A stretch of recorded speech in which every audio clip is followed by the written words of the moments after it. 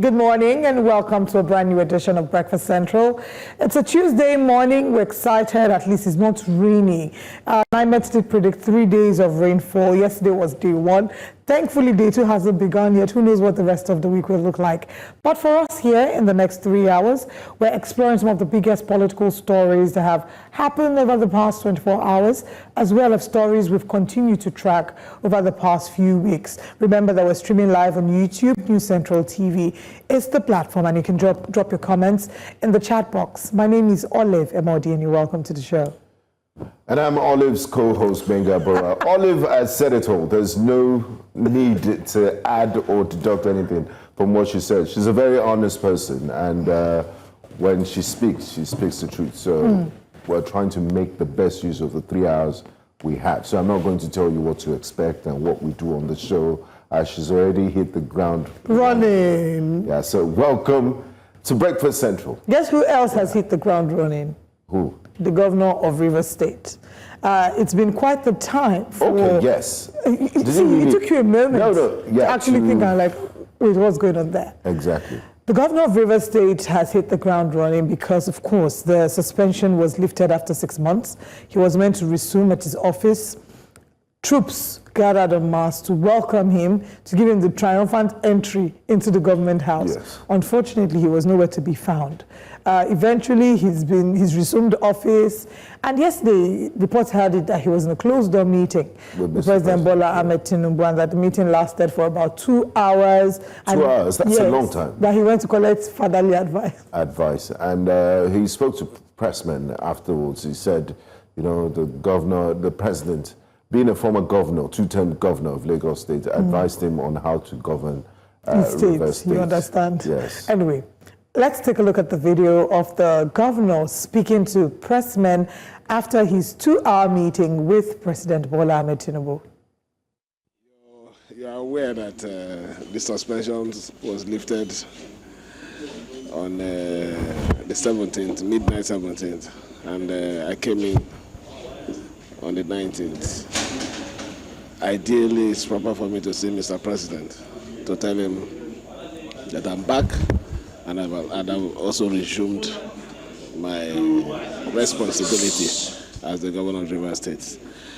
It's not much, it's father-son discussion, telling him thank you and the areas where, if at all, there should be any issue, for him to guide me properly so we don't be in any situation that will bring crisis again. That's all.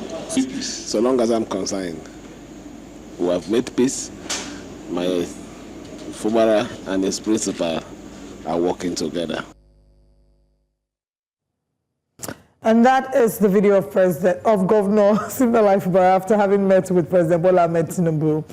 And of course, they're having reactions to that. The first thought is people starting to imagine, which again was the crux of the conversation when we heard about President, why do I keep calling President? Governor Siminalayi Fubara being reinstated. Many wondered about the possibility of him being the possibility of him being able to run affairs in Rivers State without any external influence, and that was a key cause for concern by citizens, not just of the state, but, citizens of the Federal Republic of Nigeria. They wondered if he'll be able to run his affairs without any form of interruption or any form of external influence. Yes. And one of the key parties would be the former governor of Rivers State, Mr. Wiki.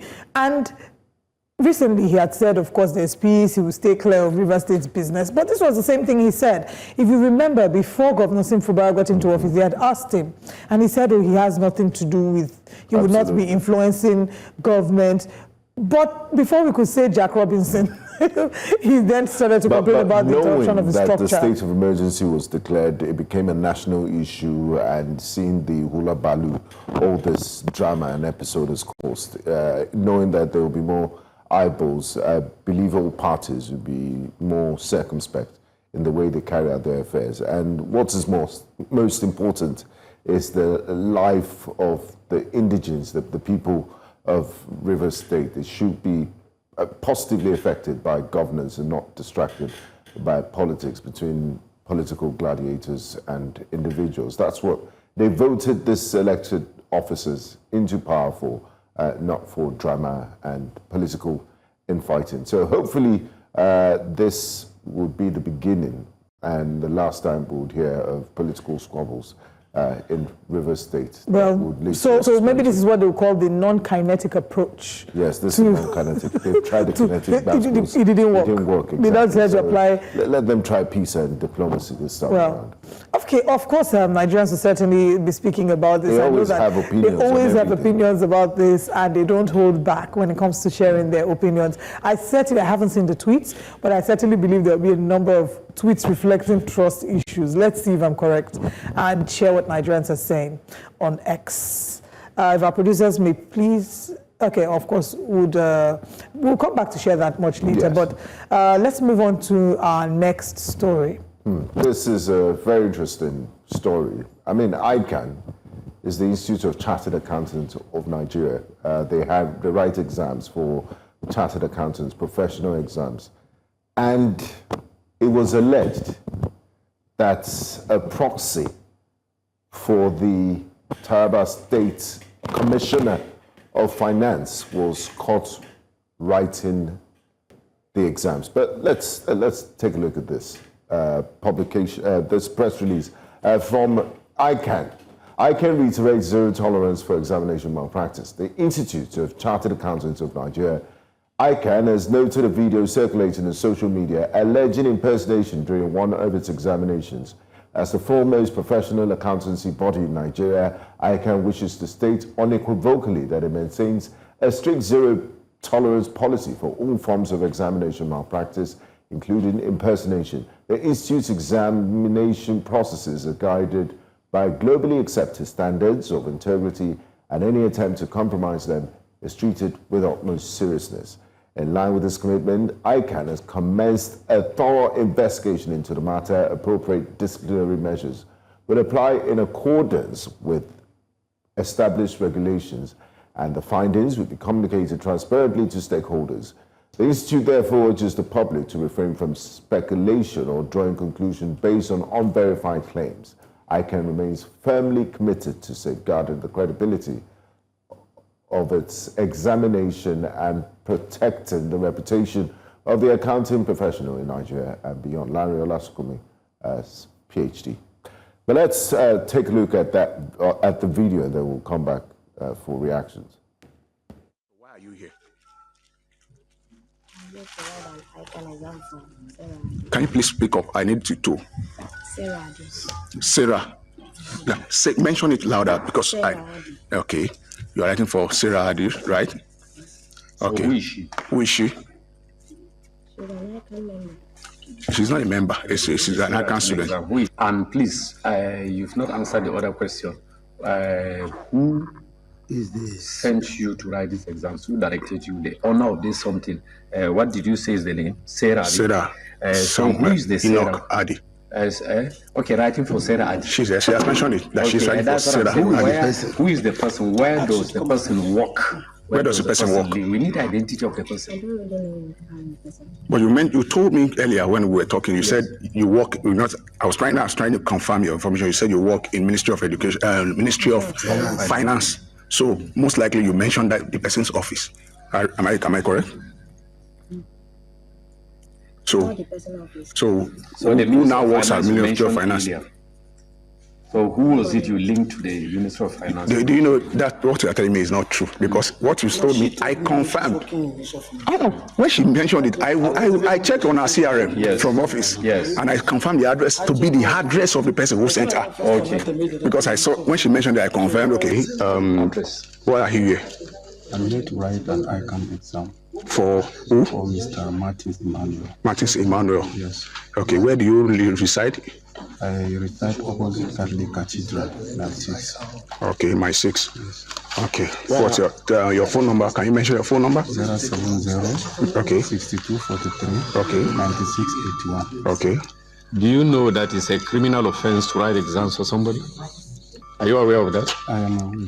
You know it's a criminal offense to write exams for somebody. There we have it, videos of people who were said to be impersonating others at the exam, and it raises several issues. One, how did they get to the point where they were able to write the exam. It exposes a fraud or a weak verification system. Absolutely. 2, it shows again our moral compass as a society is broken, where people can feel comfortable to sit at home and pay somebody else to write exams for them. ICANN isn't the only exam that used to do this. Back in the day, we've had people who used to impersonate back then with WAEC, with JAMB, and all these other exams. Moved a notch higher to professional Exactly. exam. Now they've moved it a notch higher. There are things like yellow paper where you would hear that WAEC is about to be written, and people will get an expo and they will sell it. People will buy it.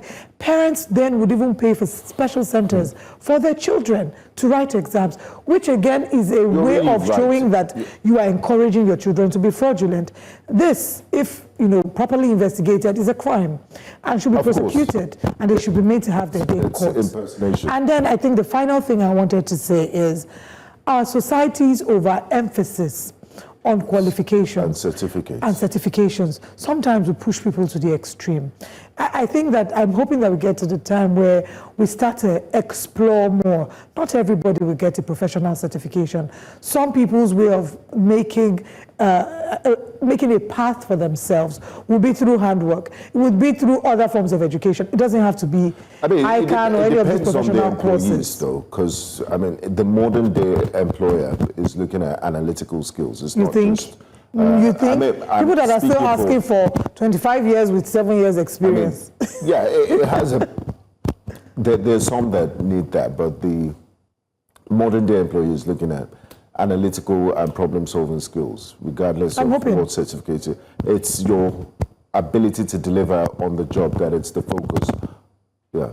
All right, and also just to mention that it will be imperative for proper investigation to be carried out, because if we find that this is not an isolated case, it might reveal, and obviously that there is a gang or a cartel of people who are doing this, not just in that state, but in multiple states, because if they can cheat in one spot, the chances that they can cheat and they can find the weaknesses and the loopholes in all the other centers and make it into a thriving business is very high. But now let's see what Nigerians are saying about this unfortunate discovery. Madu Abuchi, OON, says, this is a normal thing in Taraba. I have several people that I know that write their ICANN in Jalingo because they bring people from other states to write for them, according to Madu Abuchi. Interesting. And that canon says, the funny thing now is the writer will face punishment, but the person she's writing for will probably still keep her job and even move on to bigger things. And I completely disagree with this. I think that is important that whoever is the writer of that exam should face the exact penalty that the person they are writing for should face, because they are both complicit in the crime. Now let's move away from that tweet to the next tweet. Sylvester Alelele says, is this not fraudulent or intent to deceive? Of course it is, absolutely. If you do not have the lever to sit for the ICANN, must you have an ICANN qualification? I don't get why she had to do this. Me neither, Sylvester. Let's see other tweets. The next tweet is from Global South Queen, and she says, can those saying Nigeria stop it and call the name of the people in question? When are we going to stop attaching the name of our country to crimes of individuals? It's nauseating, Haba. Let's pause on this tweet for a bit. Unfortunately, I really wish that people who made poor choices such as this realize that they are reflective of the broader spectrum of society. And it will be almost impossible to completely alienate the action from the person and completely alienate the person from the country. And bad news flies fast. So it's why when you hear people who have been arrested at the airport for carrying drugs, you hear 2 Nigerian this or 3, because, or abroad, exactly. It's almost impossible to, divorce the crime from the country. So when we're taking decisions, I hope that we can realize that actions have consequences and we can make better choices. I was going to ask you the position of the law when it comes to impersonation. Who will bear the brunt? Both of them will. Because the writer and the writee. Yes, the writer and the writee. There was a fraudulent intent to deceive. And just so we are clear, if you can get someone to write an exam for you. You are criminal-minded. You are not, you and Yahoo person, there's no difference. People are the same. You are both fraudsters, you are fraudulent, and there's no difference. And someone tweeted and said, is it by force to have ICANN qualification? Yeah. It's not really that and then when you get professional qualification, what do you do when you don't even understand the basics? You can't even write the exams yourself. It's going to show, your incompetence is going to show down the line. someday. Maybe they should change it. The name of the exam is called I Can. So I Can't. Many of them feel they can by any means necessary. I hate they were thinking alike because I was thinking the same thing, that they should change it from I Can to I Can't. But that's or much lighter. I shall. But yes, there'll be further investigation carried out in that story, and when we get updates, we'll be bringing that to you as well. Our final story, no, not our final, second to the last, because we must talk about Ballon d'Or. Ogun State residents have mocked the fire service for a delay at the fire scene. You could see a video where there was a fire outbreak. We're not quite sure what the cause of the fire was, but the vehicle was caught up in flames, and the fire service came at the very end, the tail end, when the fire had almost gotten them down, when the car was almost burnt beyond recognition. Then we saw the fire country. You can see the tweet, the fire truck arrived. The tweet or the video with the caption, and it says, "Omo, after car go finish, when I come, they come. Nigeria is my country." And there you see the video. Well, anyway, this unfortunately... I think we should listen to okay, the let's see what audio they of say. the video.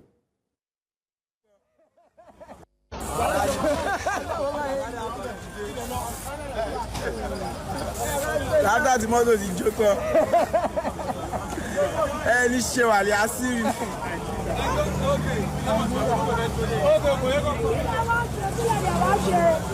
Evan Belo.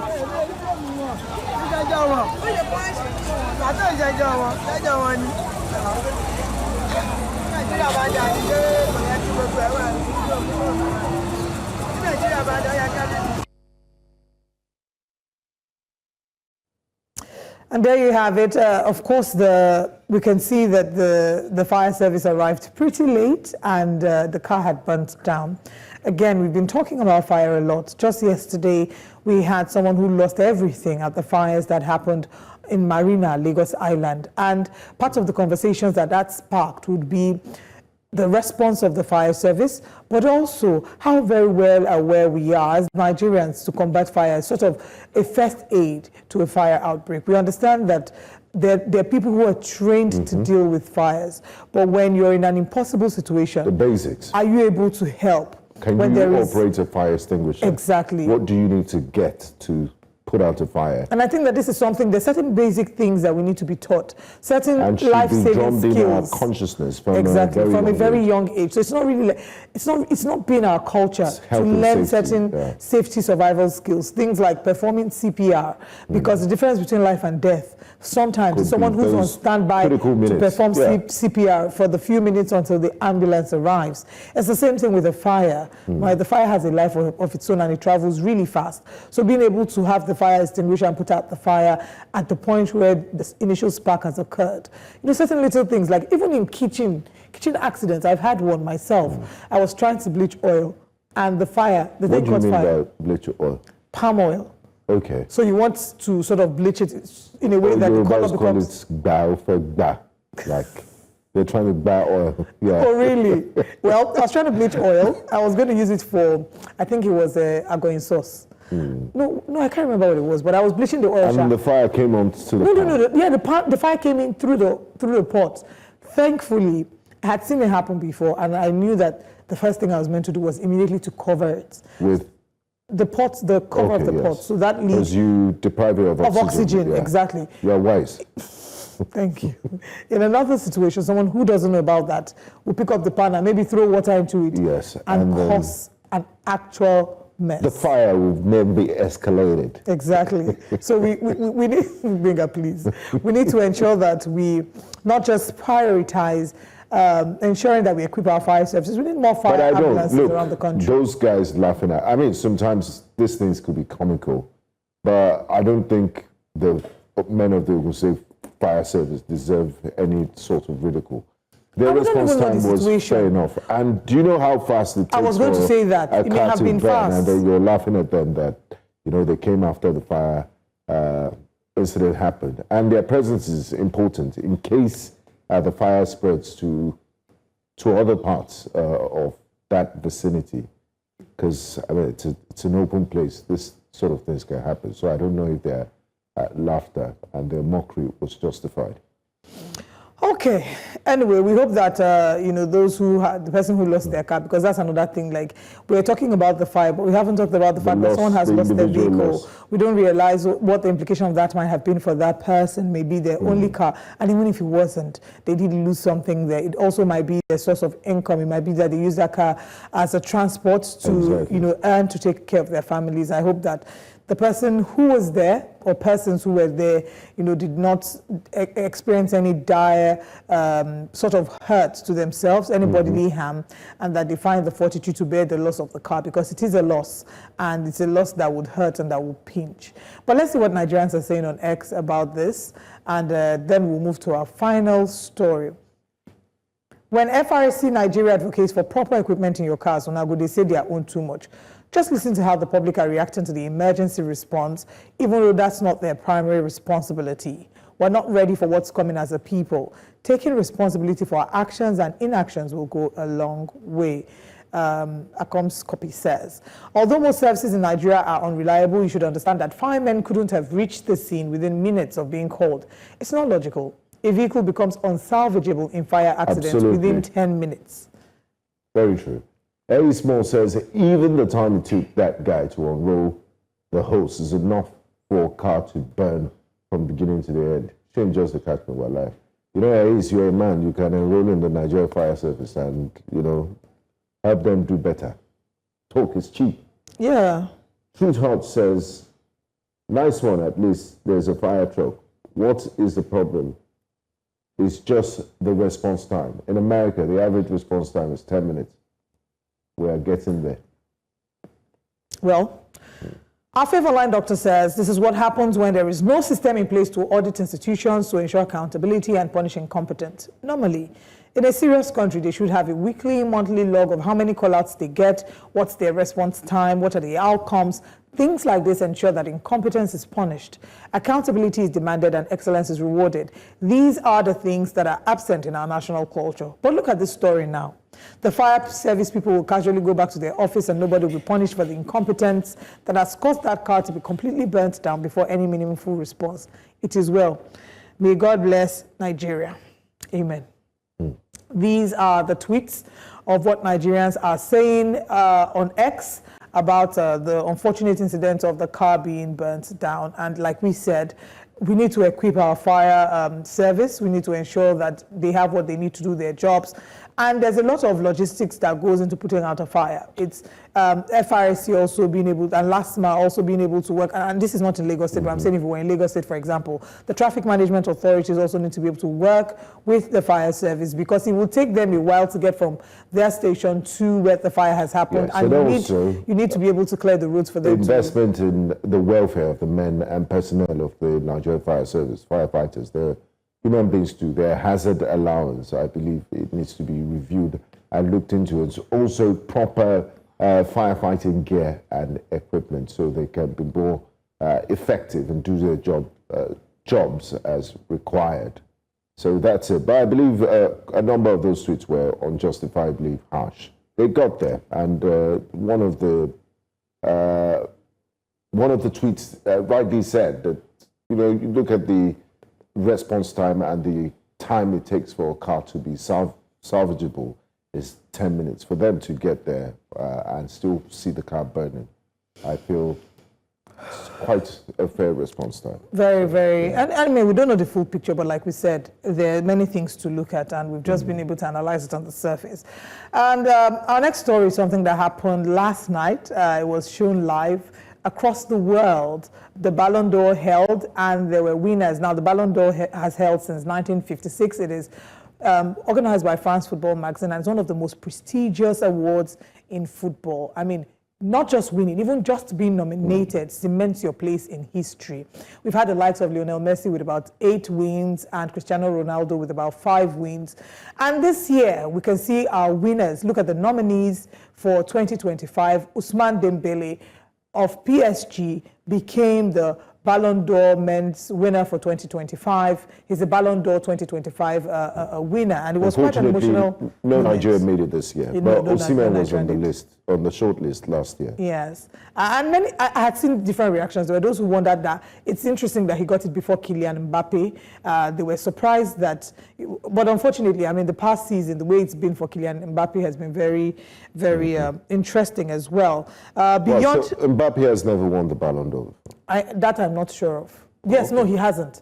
This is his first time. And interestingly, it's not just his first time of winning the Ballon d'Or. It was also PSG's first time of winning the Champions League. Yeah. And when you're counting the points, even winning the Champions League is a huge leap, you know. Absolutely. So it's like a double win Maybe for that him. was the decider. It's possible. Yeah. But you, on the other hand, you wanted someone else to win. Yes, I wanted Lamine Yamal to win. Lamine Yamal is a young teenager that has a long life ahead of him. Yeah, but I mean, Michael Owen scored, he peaked at 18, or he was a football genius at 18, even Messi when he was 18, 19. So age doesn't come in, it's not a factor on the field. No, it's you not. still score goals, you can still be very effective, but it's done very well. He's definitely a future Ballon d'Or winner. Yeah, he did really well. I mean, the moment when they were announced, you could see the tense look between Dembele and Yamal, and there was a lot of tension. And when Dembele was called up as the winner, it was an emotional moment.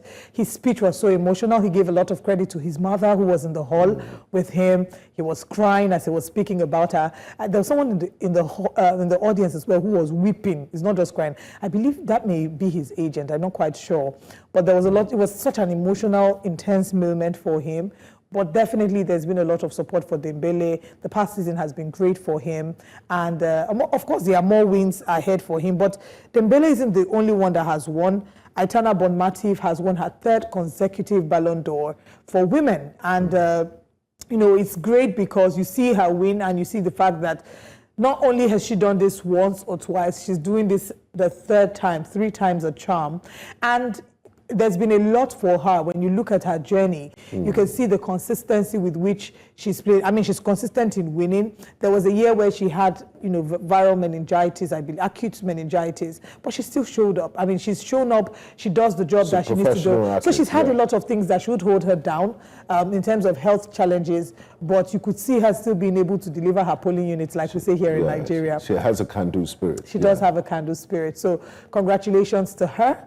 And congratulations to him as well, to Dembele and to Bonmatif. And we just look and all forward the to winners. And all the winners, really. To be honest, being nominated, it's an honor. You know, people typically don't like awards because they worry about the pressure, the external pressure that it brings. But I do say that knowing that you're good enough and being secure in yourself is great. But awards do and this come is as you speaking from the perspective of a multiple award winner in different categories. Thank you so much, my friend. You don't need to be so humble. Accept it. You're a born winner. Thank you. And so are you too. Amen. A born winner. Yes. But, you know, these awards are not a determinant of your worth, but they're definitely certainly a pat on the back, a pat on the back. An acknowledgement of the hard work that you're doing. And going forward, I mean, these are names that have been written in the annals of history. You will never forget these names in football history. So congratulations to the winners and to Arsenal. And talking about awards, I was just wondering if those statues that former governor of Imo State, if they're still there. Because, I mean, it's a tourist attraction. If you go to Owerri, I would like to, when I visit Owerri, like to see them. Tribute to African leaders back then. I hope they're well maintained and kept so that, you know, recorded history. Yeah. All right. We look forward to seeing all of that happening. I mean, I remember when Rocha Okorocha was building those statues, people found it wait, I'm also trying to find out if you're being sarcastic, because I think that there's an element of sarcasm. I'm very serious. Very serious. But yes, let's quickly go to the next wake-up conversation. Governor Orti's visit to ABSU, I believe. A while ago, we brought you this report of the dilapidated state of university dormitory, the male hostel in ABSU. It wasn't fit for habitation. It was terrible. And right now, in less than 3 months, the governor, when the governor visited, he saw the state of the hostels and he said, look, how is this place even suitable for human habitation? And he promised to do something about it. And time has passed, about 3 months, and the governor has actually done something about it. But we'll let this video tell the story for you. Well, but before then, there's also something that he said, and I think that doing that has exemplified what he means when he says that service to citizens must precede tax demands, especially because in 2025, everyone is counting down, maybe not excitedly, to January 2026 when the new tax regime will kick off. And part of the reasons why a number of Nigerians have expressed great dissatisfaction to the idea of tax, when they hear tax, there's a bit of a flinch, is because Nigerians have felt like service hasn't been great. You're asking me to pay when you haven't given me something in return. With what we've given you in the first place? Absolutely. What examples have you shown? Absolutely. And Governor Alex Otti believes that service to citizens must precede tax demands. And I completely agree with him, because when you do what you're meant to do as a government, you wouldn't need to beg people to pay their taxes, because they can see where their tax is doing, they can see where the money is going, and they trust that you'll be able to judiciously manage what's been given to you. When we talk about the policies that current administration have made, a number of us agreed that from the jump, a number of these policies may not have been bad policies in themselves. However, maybe the execution of those policies, but even more importantly, the extravagance of Nigerian politicians that is not reflective of the ask that they're making to the Nigerian items citizens. there in the budget. Exactly. So you see that there's an ostentatious lifestyle, a certain extravagance. You can't be telling me to cut my coat according to my size. When you're not cutting or according to my cloth, and you're not cutting anything, you're living in largesse. So it's a bit of a weird situation. But let's take a look at this video, and we'll come back to share our thoughts and then share what Nigerians are saying. We are not where we want to be, but our target for 2024 was 32 billion. And we surpassed it by 7 billion. That is in spite of the tax holidays that we had given some people and our non-aggressive stance in terms of internally generated revenue. And this is simply because of my strong belief in my position that taxation and revenue generation is government's share of the prosperity it has created amongst the populace. So we believe that the government needs to give first before asking. I absolutely agree with Governor Otti. The government needs to do first before asking. I mean, and the way he speaks, you know, he's very humane and he understands the temperament and the mindset. There's an empathetic governor. So, I mean, you can't just go around milking people and telling them to do this.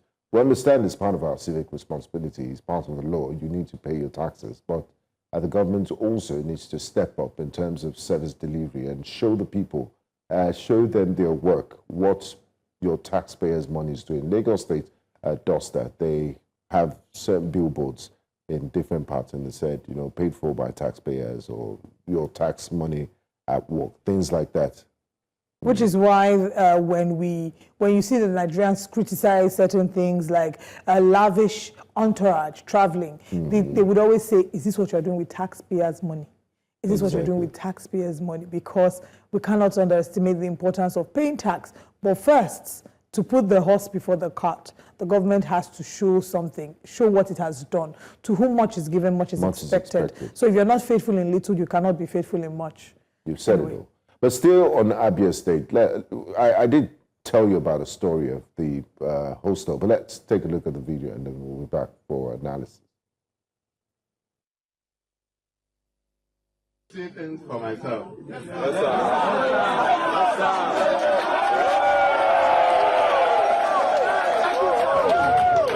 As I know, I should take you by surprise, take the management of the and leadership of the university by surprise.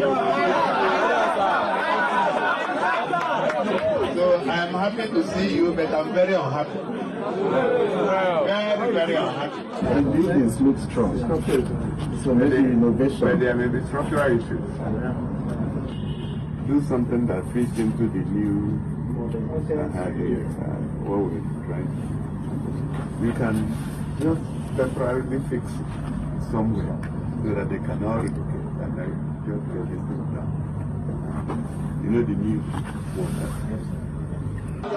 The conditions under which you live cannot make for any academic work. So for those of you who do well in spite of these conditions, we must congratulate you. I have given a mandate that your hostels would have to be fixed.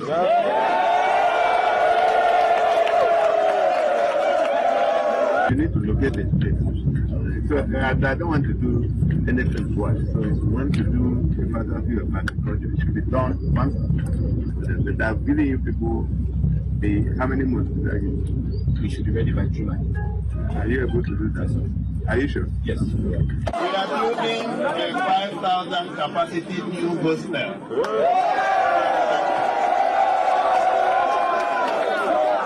While that is going on, we must find and organize.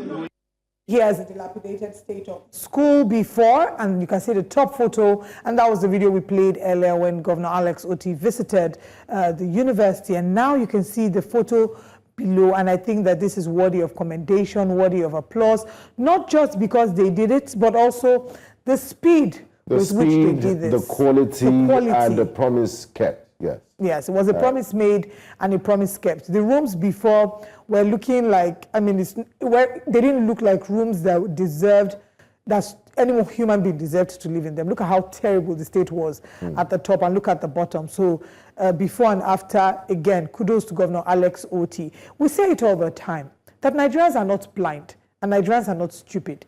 As a government, when you're working, you will not need to talk too much. You won't need to do a lot of campaigning. Your work, the fact should speak for itself. Rep ipsa loquitur. I've taught you another Latin maxim. The law. Yes. The fact speaks for itself. Look at it. Pictures tell 1,000 words. So well done, and kudos to Governor Alex Otti. This is very impressive. There's a reason why universities are called the ivory tower. It's the excellence. It's the citadel of learning. It's the pinnacle of human, of academic excellence. And university environment is the last bastion of sanity in society.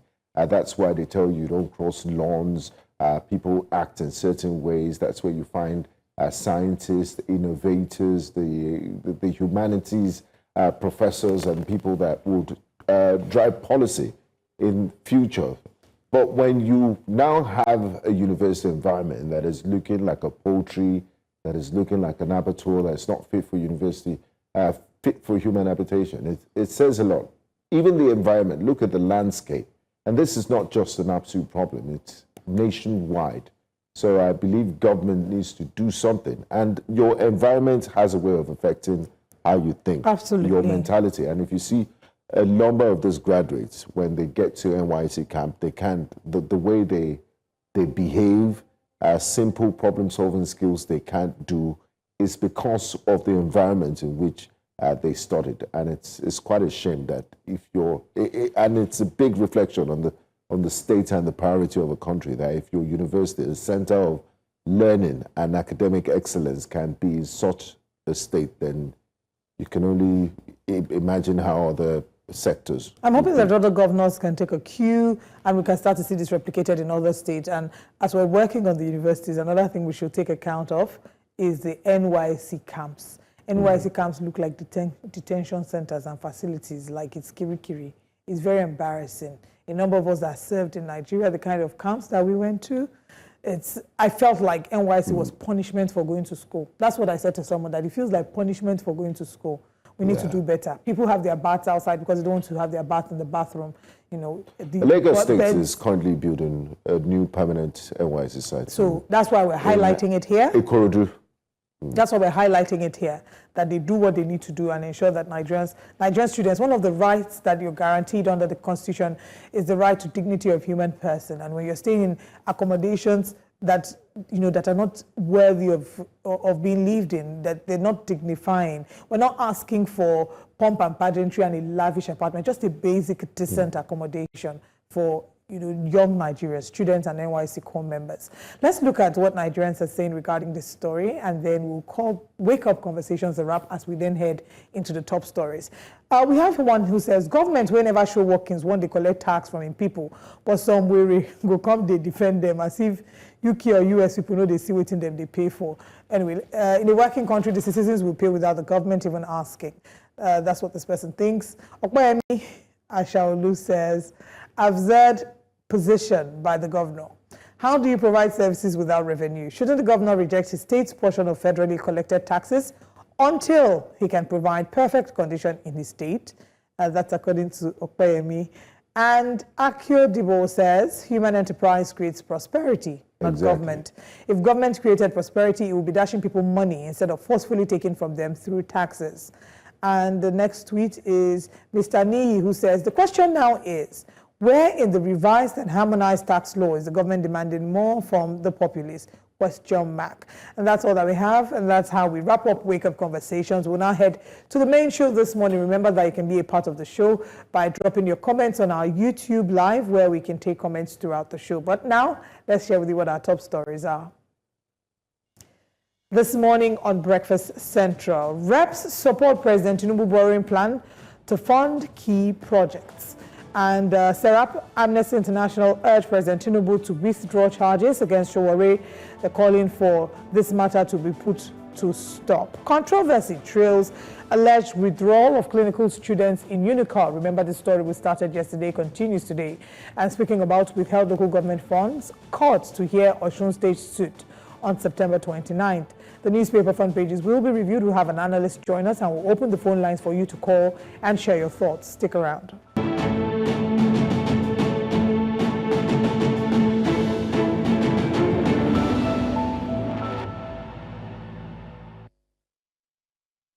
The University of Calabar, UNICAL, has come under intense scrutiny after we withdrew several clinical students from its Faculty of Dentistry and Dental Surgery. This move, the university says, is in response to exceeding the admission quota set by the Medical and Dental Council of Nigeria, the MDCN. Students from 200 to 600 levels, some of whom have spent up to 6 years in the program, were allegedly, according to media reports, asked to vacate camps. Now, join us on Breakfast Central this morning to talk about this development. As team lead and the EIC dev reporter, Mr. Mojeed Alabi. Thank you very much. Once again, Mr. Alabi, for bringing you here to talk about our education so palatable story on the students at University of Calabar. You're welcome. Thank you. Yes, let's start with the basics. I mean, why do we have this sort of things happen?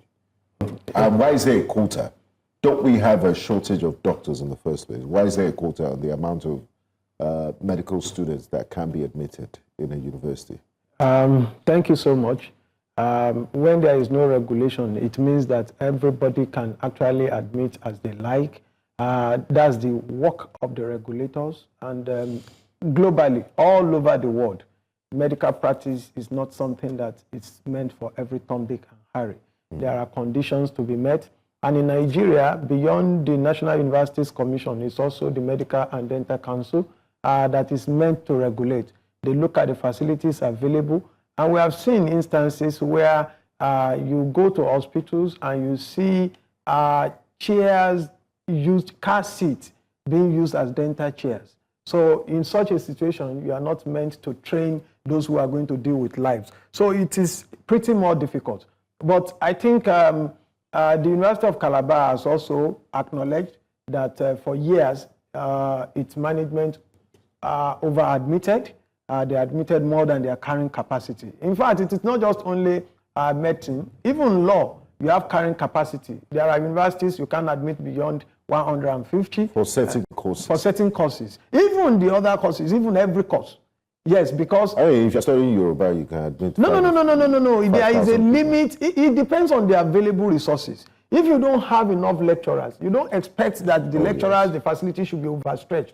You have an existing system where lecturers are actually trooping out of the country. So you don't admit beyond the capacity that you can carry. Because you want to maintain a certain quality. It must be maintained, because some of these individuals, people think that even in mass communication, in fact, I do tell people that people only focus on earth sciences, that there will be consequences if they misbehave. It is worse even in journalism. Absolutely. A journalist can, I've seen instances where reporters actually report things that are not correct and could lead to reprisal attack.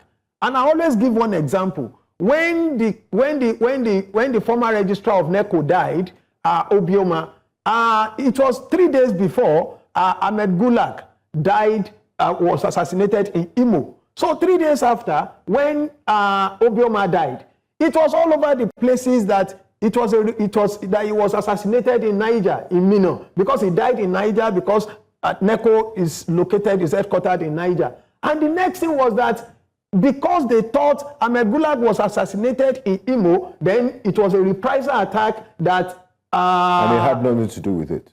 Absolutely nothing. An instant person. But the report was everywhere. Even the big media houses went to town with that kind of report until we were able to actually wait to tell the right story, that this is not what happened. So if that had caused danger, you know how many people will have died. So that is why there is regulation. It must be regulated. Anywhere there is no regulation, you understand that it will be breaches, there will be lawlessness, and people will just do what they like. And that is why regulators also go, and that's why I must give credit. Regulation at the expense of the lives of these students. There is nothing going to happen to them. It's a lie.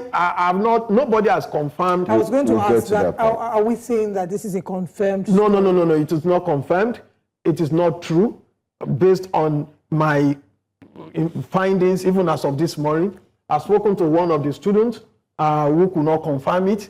I've spoken to NUC that said it can never happen. You can't have students who are spent. It is not their. They didn't make the mistakes. It is not their fault. So what I am aware that is currently happening is that some of the institutions, some other universities are already accepting some of the excess, the stranded students to come and finish in their institutions. So this is in other universities, not particularly University of Calabar? No. It can't be. You know, the University of Calabar has been found 40 is guilty of that particular over-admission crisis. They won't allow them to graduate in that school. The reason is that they believe that they are not going to have the best of training in that place. So that's a penalty. It's a penalty.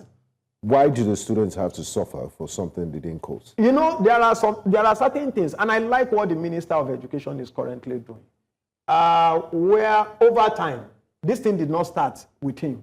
It had been since 2013. They've been admitting and over-admitting, and every year you have a quota of maybe 50. The next thing you are going to do is to admit 700, 300, 200. And you expect that those students are going to fail. That when they fail, then you can easily just ask them to go. But the students were performing well.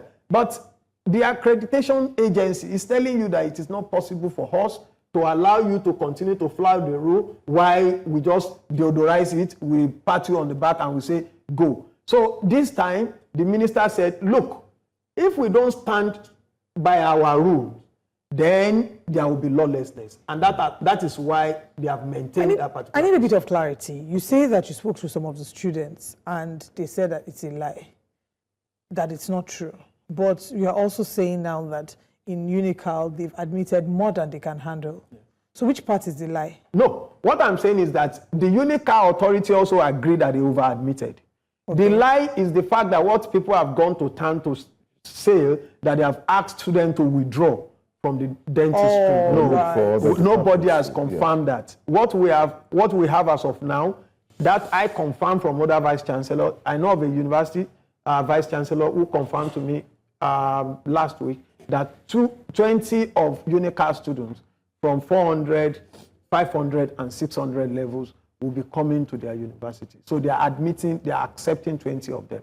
And what the university also does is this. There are some of them, I have not confirmed that, there are some of them who, by their results, you understand that they might not meet up again.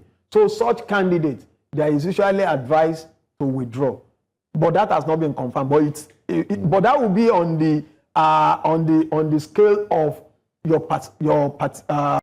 performance in the study. We have seen people from medical school who are asked to go to psychology, who are asked to go to social sciences. But isn't that unfair? If as a student I was admitted, the school knew their capacity, I applied to study medicine. If I wanted to study psychology, I know what to do. Yeah. I applied to study medicine. And at the end of the day, they are giving me a course that is not my choice. No. That's not what happened. They did not ask you to withdraw because they over-admitted. They asked you to withdraw because your performance has become so not manageable. But if they didn't have a quota problem, that wouldn't have... No. It happens in every institution. Okay, advice to withdraw. Yeah, yes. Advice to withdraw to other courses. For instance, if you have less than one CGPA, the best thing is for you to withdraw. Yes. They will give you advice to withdraw. But if they also find out that by the time you cross to clinical classes and you realize that you are not doing enough, so the next thing they are going to do is to let you know that, look, you can't meet up. The best thing is that to choose which of the departments outside medical school can you... Now, I want us to get something clear here. You said there are currently sanctions against the University of Calabar for flouting their quota rules for over-admission. And the penalty for that is that the students will not graduate. What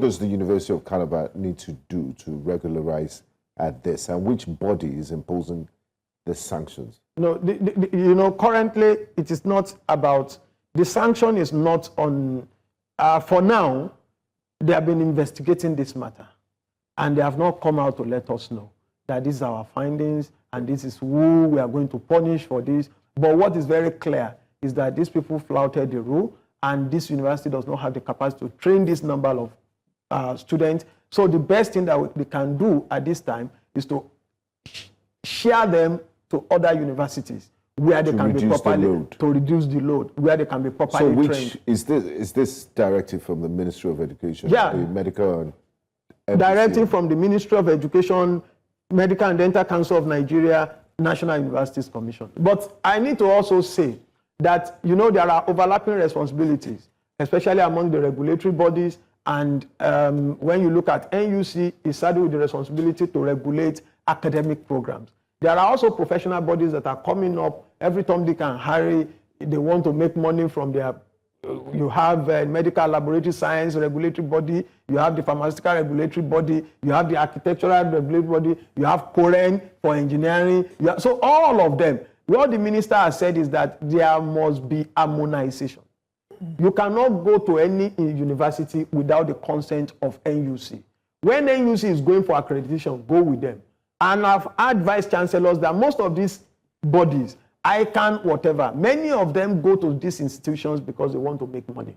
They want to get regulatory fees. You cannot come and practice. Membership fees. And that is why NUC is saying, look, what we are dealing with, we are teaching people. It's academics.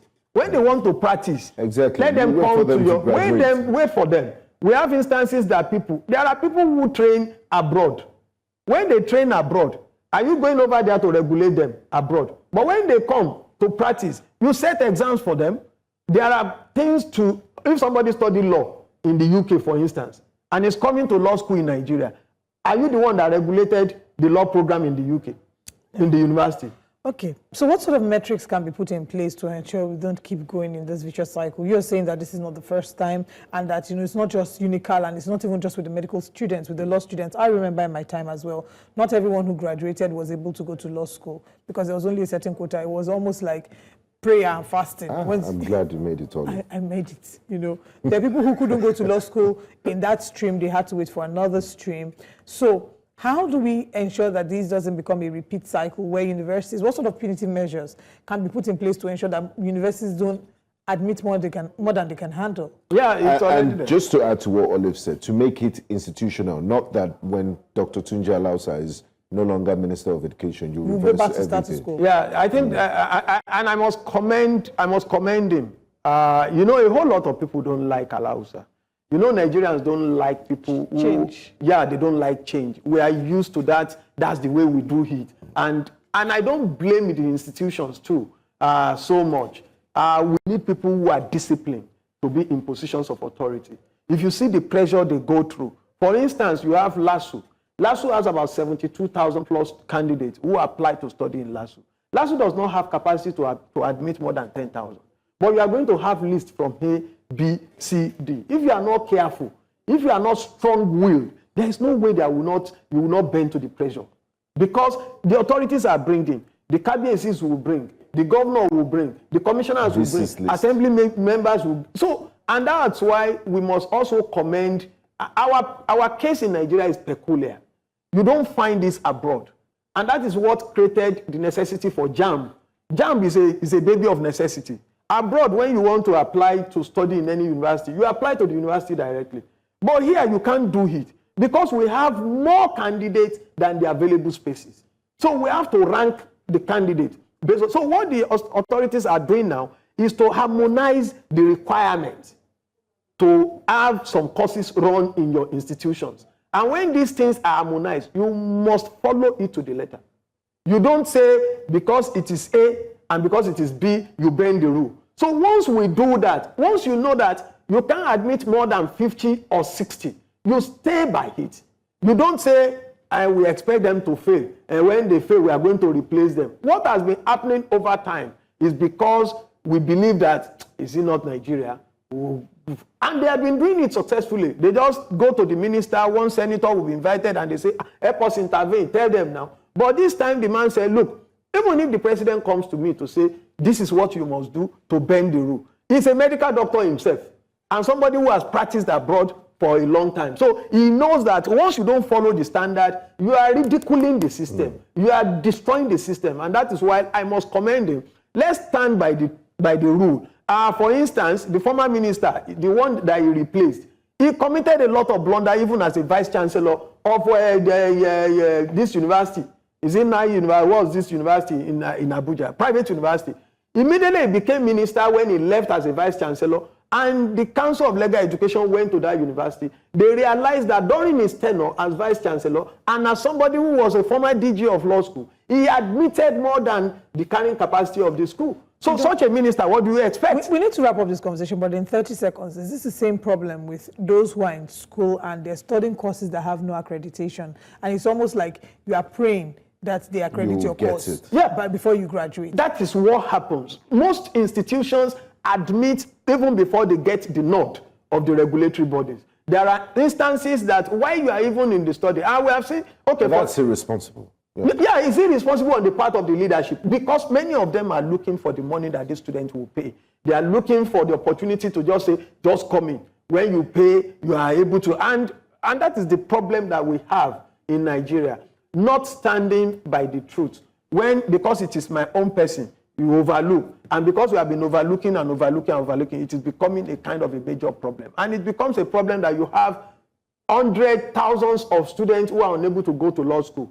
Thousands of students who are unable to graduate to go to finish from medical school. Many of them finish, they cannot even have their internship, their housemanship. So until we stand by the truth and we stand by the rule governing the game, we are not going to get a headway. All right, Mr. Mojida Labi, thank you for joining us this morning. We hope to get some official report from UNICAL. And to clarify, he said that a number of these things have not been confirmed. We hope to get proper clarification from the university, and we'll continue to follow up with this story. We'll go on a break now, and when we come back, we'll have our next conversations. Please stay with us. Welcome back to Breakfast Central. We're diving into a story that strikes at the heart of democracy, dissent, and digital rights in Nigeria. The Social Rights and Accountability Project, SERAP, and Amnesty International have jointly called on President Bola Ahmed Tinubu to withdraw cybercrime and defamation charges against activist Omoyele Sowore, as well as against social media platforms X and Facebook. SERAP and Amnesty International have jointly called on President Bola Tinubu to withdraw cybercrime and defamation charges against activist Omoyele Sowore, as well as against social media platforms X and Facebook. Joining us now to unpack this is legal practitioner Mr. Jide Ologun. Good morning and thank you for joining us. Good morning. Pleasure. Right, quite an interesting conversation here. SERAP and Amnesty are saying that these are just really, the charges are weaponization of justice. So let's find out what your thoughts are regarding this. There are those who also criticize Omoyele Sowore for having called the president a criminal. But what side of the divide are you on? Thank you very much. On the scale of morality, calling the president of a country, it's a weighty one. And of course, this is an allegation that Sowore may be called upon to substantiate, and sometimes that may warrant the step the federal government took that, okay, let him be arrested and to justify his claim. And you know Sowore, and I believe we discussed the flip side of it because Wike got involved and he has slammed Wike with some documents and some allegations. You see, so, and now SERAP and Amnesty International is saying no, withdraw the charges against him on the scale of the freedom of expression, respect for the rule of law, because this cybercrime act, you know, came as a response to the hate speech wind that was blowing. And, you know, we hope that the government will consider the calls. But I know that for Omoyele Sowore, he is accustomed to this engagement. Recall that in 2019, when he ignited the Revolution Now movement, he was even in incarceration for about 125 days by the DSS before he was finally, you know, released. So for him, he's always ready. And there was a time also he came in from the US and he was held at the airport and eventually released. And he said, this is his country, and we always come around. And again, at the international level, this is a personality that has dual citizenship. And that is why it's interesting that what started some days back is now growing bigger to international level because he has petitioned against Wike in the US. But for now, the DSS has the responsibility to ensure the protection of the president and the security in the land, that the land is not thrown into tantrum. But then, what Sowore also said concerning the president was that it was wrong for the president to go to Brazil and say there is no more corruption in Nigeria, you know. So all this must be profiled. In public relations, we talk about image, we talk about reputation. So sometimes also it's good for you to sit back and consider the feedback you are getting. But like I said, Sowore, I doubt if he's ruffled, and some have asked that DSS should focus on more serious issues. But going back to where I started, it's not a tiny issue calling the president and commander-in-chief of a whole country a criminal. That brings me to my question. Where's the thin line, and where do you cross the line between freedom of expression and libel and saying things, provocative things that you don't even have evidence to back it? Then the other side of it is also the DSS priorities, and are you going to respond to, I mean, the president is a public figure. If you also look at President Donald Trump in the US, many things are said on principled things on a daily basis. And he also says unprincipled things. So should we look at the office and the personality and just, you know, you can't respond to every single criticism, or make people know that there are certain things that you can't say if you don't have evidence to prove it? Thank you. To start with, for the office of the president, he enjoys immunity. So even if there are issues, he cannot be prosecuted for them. And having said that, talking generally, the president is a citizen, and he is also expected to be accountable. You see, and on the issue of libel, Sowore can be sued to prove what he has said. Currently, we have the case of Natasha and Akpabio, the president of the Senate. Natasha went on air and said Akpabio directed the former governor of Kogi State to kill her, and that he should not kill her in Kogi State. You know, that was a weighty one. And the matter is in court right now, you know, for adjudication. You know, so these are issues. And I recall the case of Oshiomhole and the former governor of Benue State, Otom, where Oshiomhole also said, when he was chairman of APC, that the governor supervised the killings of some personalities in Benue State. And Governor Otom didn't take that lightly. Eventually, Oshiomhole apologized. But you see, in this case of Omoyele Sowore, he was a presidential candidate in Nigeria. He's politically exposed. So that is why the attraction is coming. So there are provisions for suing for libel, you know, so you cannot just rise up and say something about someone. Again, now that Wike got involved and was saying publicly that Sowore should count himself lucky for having an accommodating person like the president, that if were to be. And Sowore slammed back and even called Wike an international thief, that he has at least 2 houses in Florida that he purchased with laundered money in the name of his wife for their children. And Sowore has brought out documents. He has petitioned the Attorney General in that state in the U.S. to go and investigate, and that he should not allow his state to become a haven for money laundering and the proceeds of money laundering. He's asking for the prosecution of Wike and the forfeiture of those properties. And according to Sowore, there may be other properties, you know. And again, the wife of Wike is a Court of Appeal judge in Nigeria. So there are issues here. But, you know, politicians, they throw mods around. But you see, when it begins to have the international dimension,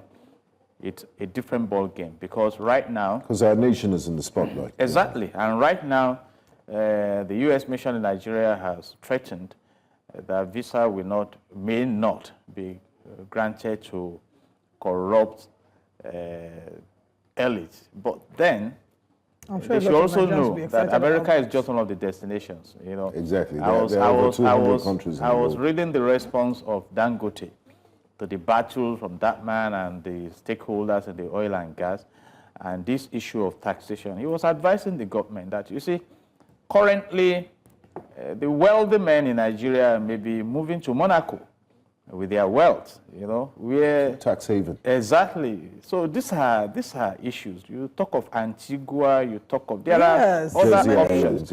In fact, our president and commander-in-chief is more of a fan of France than the UK. So there are various destinations, but you see, it's instructive. In public relations, when you talk about economic environment, they profile your governance system, your ethical approaches, and things like that. And back in Nigeria, Section 15, subsection 5 of the Nigerian Constitution 1999 as amended states clearly that the state shall abolish corrupt practices and abuse of power. So we need to be, we should not just attend to these allegations as if they are no big deal. We can see the impact of corruption on this country. But again, that is subject to Section 36 of the Constitution, which grants presumption of innocence, because those allegations must be proved beyond all reasonable doubt. And that is even if there's a prosecution. Just to clarify again, when Omoyele Sowore says that, because in the tweets, the original tweets that caused this issue here, it said this criminal, and then he mentioned the president. Regardless of what evidence he has against the president, I know you've spoken about it from the moral perspective, but part of the arguments that we've heard preferred, you know, in this situation is that he's not the one who can determine the criminality or otherwise of the president, especially because he's not been charged and convicted for, criminality in any court that we know of?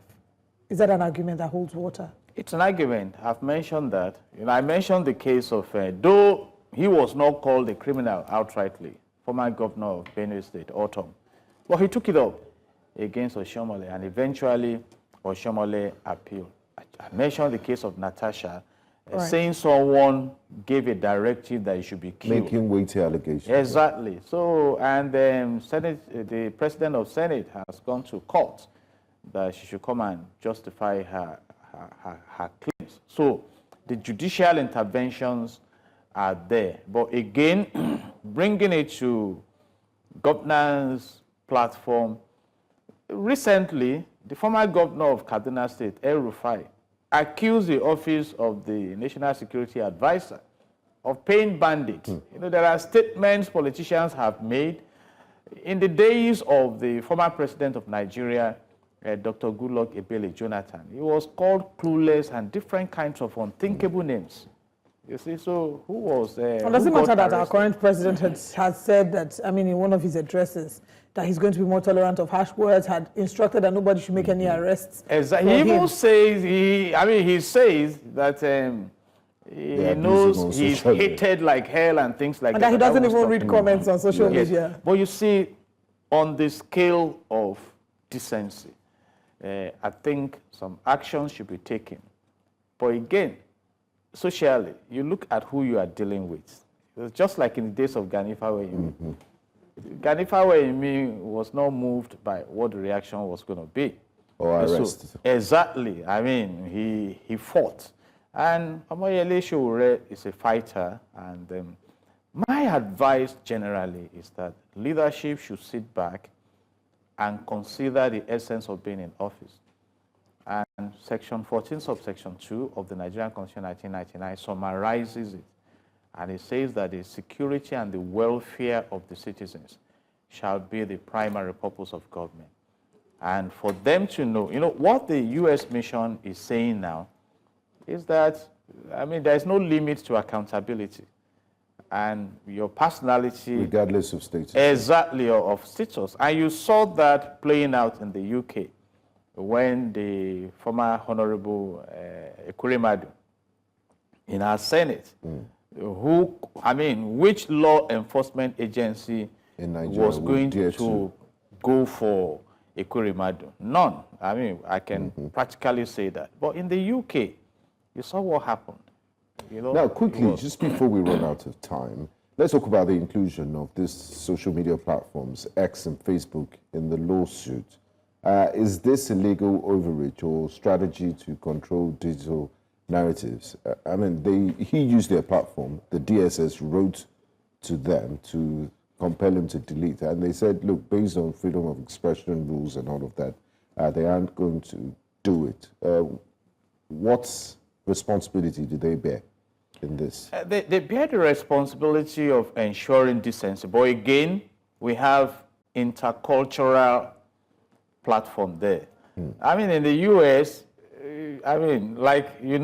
Donald Trump, right now, he's saying he hates his opposition. He's even saying that Joe Biden's diagnosis of a cancer should not be a reason for people to feel sorry for him. That exactly. He's a terrible person. In their own that's society. That's the president. Exactly. Saying that to his predecessor. And this is a global platform. And let me say this. In public relations, you talk about perception. Even when some laws are made, for instance, people interpret why they are made. Talking about hate speech, is it that people should not comment on the realities in the nation, you see? And let me also advise that the government should go and study what led to the Nepal revolution that just took place, the Gen Z move against the government. It also had a link with this social media censorship. Even in the US, it's been trending for days now. A talk show host was yanked off. Jimmy Kimmel. Exactly. But he's coming back. Yes, he's coming back now. Backlash. And that is what we are saying. The government should also have a balance. The impression about this country is that the government is so powerful that they unilaterally operate, they are not accountable. And that is the message. You know, recently the American embassy even came out to say that the governors are lavish in their spendings while people are suffering. And we quickly asked them to keep quiet. But when you benchmark the realities in the land with those comments, you must understand that we have serious issues. So let's focus on good governance. And please, people will be quick to tell DSS, why don't you collaborate with other law enforcement agents and go and deal with the killings in Plateau, killings in the north and the bandits and all those things, you know, rather than going after social media operations. And at the same time, I will be advising that we should, to a large extent, season our comments with salt. But you know, no matter how loud you advise, some are not ready to season. I mean, I was shocked. We are still talking about Sowore calling the president criminal. He now says Wike is an international thief. Anyway. So you know that such a character. And again, let's come back to leadership and good governance. Right. You remember when the president of the Senate, Wike, was invited to render account of the money meant for NDDC. He started challenging them that you got a contract, and at the time they said off your mic. So do we have corruption in the land? That's the answer is no, it is yes. To what magnitude again? So what do we do about it? But then we have to wrap up now because we've run out of time, and I'm sure that that's a question that a great way to wrap up the conversation, and a question that Mr. Jide Ologun has posed to Nigerians. You know, do we have corruption in the land, and what do we do about it? Thank you so much for joining us on the show this morning, sir. SERAP and Amnesty have jumped into the arena. We'll see how things play out. We're going to break now, and when we come back, we'll have more conversations. Please stay with us. The House of Representatives has convened a national public hearing on the ongoing review of the 1999 Constitution. 86 bills are up for consideration, covering a wide range of issues such as governance reforms, devolution of powers, local government autonomy, electoral matters, including reforms in the judiciary. New Central's National Assembly correspondent, Bettina Nweli, brings us more in this report. Holding at the Transcorp Hilton in Abuja is described as a key platform to consolidate citizens' contributions ahead of legislative voting on the bills put forth for amendment. The national hearing, declared open by Nigeria's president, represented by the secretary to the government of the Federation, follows public hearings earlier held across the nation's 6 geopolitical zones in July. The process you are undertaking today is therefore not only about amending legal provisions. It is about giving Nigerians renewed confidence that their voices matter in shaping the future of our democracy.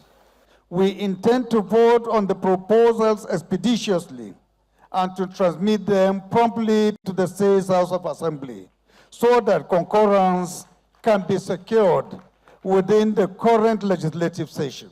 Deputy Speaker and Chairman of the House Constitution Review Committee, Benjamin Kalu, says that the exercise is designed to ensure that Nigerians shape the constitutional reforms themselves. We are opening the floor one last time for those who, for any reason, may have missed the regional sections. We do this to remove every excuse of not being heard, to ensure, in good faith, that the final product of this exercise belongs not to the Parliament, but is accepted by all citizens of the Federal Republic of Nigeria. Our hope is that this constitutional review will consolidate your country as a united, strong, stable, inclusive and progressive democracy with a political level playing field, offering enhanced guarantee for the respect of fundamental rights. Several stakeholders present at the hearing re-echoed some of their demands. If you look at the Constitution, there is no other, apart from the political cases, there is no other area that mentions a timeline of any litigation in this country. There should be timeline for civil litigations, particularly oil spill matters. We need an independent electoral commission, and the one way to ensure independence INEC is by ensuring that whomever is responsible for the appointment is not the person sitting in the seat of the president. It's important that the reserve seat is created so that we have more women in the National Assembly and State Assemblies. There are between 17 and 20 million Nigerians in diaspora, and you don't have a mechanism to allow them to participate in a national election. That should tell you something. From reserved seats for women, individual candidacy, diaspora voting, and even state creation bills, the memorandas are numerous. But expert lawmakers, among other stakeholders here at this national public hearing, believe that this exercise provides yet another opportunity for Nigeria to provide a document that meets the aspiration and yearnings of millions of Nigerian citizens. In Abuja for News Central, Sagir Ibrahim.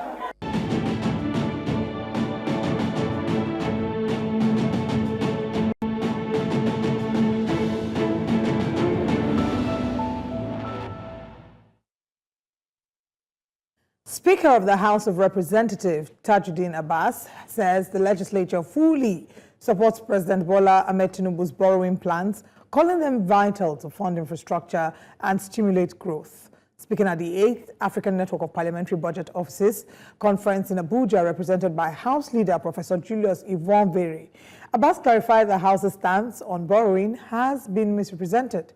He acknowledged Nigeria's debt-to-GDP ratio has climbed to 52%, above the 40% statutory limit, but insisted strategic and responsible borrowing remains essential to drive development and protect vulnerable citizens. Now, this comes 3 weeks after Abbas warned that rising debt threatens fiscal stability and the welfare of future generations. He was also speaking through Ivonveri at the 11th WAPAC conference. As of March 31st, 2025, Nigeria's total budget public debt stood at 149.39 trillion naira, about $97.24 billion, projected to reach 187.79 trillion naira by the year end due to devaluation, new borrowing, and governance issues. This comes as the National Bureau of Statistics reports Nigeria's GDP grew 4.23% in Q2 2025, signaling moderate economic expansion despite debt pressures. Now, join us to discuss this and make sense of all of this. It's Bola Olojide, an economist. A warm welcome to you, sir. Thanks for joining us on Breakfast Central. Yeah, nice to be here. Good morning. Good morning. So we'll start with the positive news, the cheering news of Nigeria's GDP growing 4.23 in Q2. Please, could you help us translate it? What does this GDP growth mean for the average Nigerian, and is it what's celebrated? What difference would it make in their lives? Well, growth is worth celebrating anytime it happens. But maybe what we should be saying is whether we're growing at the level that we would have loved to see at this time. It doesn't matter which of the data you made reference to, whether it is IMF or it is World Bank or it is NESG or NESG here, or it is Nigerian Bureau of Statistics. Everybody says Nigeria will grow 2025, 2026, probably 2027 as well. So that is not in debate. So what we now should be asking is if we can do more than the 4% and how we can do more than the 4%. Some things have happened in the economy which could definitely facilitate growth. One of it has been that relative stability of the exchange rate. When you look at profitability of corporate institutions, you will see that certain very important changes have happened. So if you take corporate profitability of listed companies in half year 2024 and you compare it with half year 2025, there is a dramatic change. Listed corporate organizations have flipped from the massive loss position to profit. What that is saying is that there is a recovery from the event that caused that massive losses of, early 2024, 2023 and early 2024. So if we now recognize that, then we must begin to probe what were the things that, led to it. Of course, one of it, a key major one, is the fact that we stabilized the foreign exchange rate.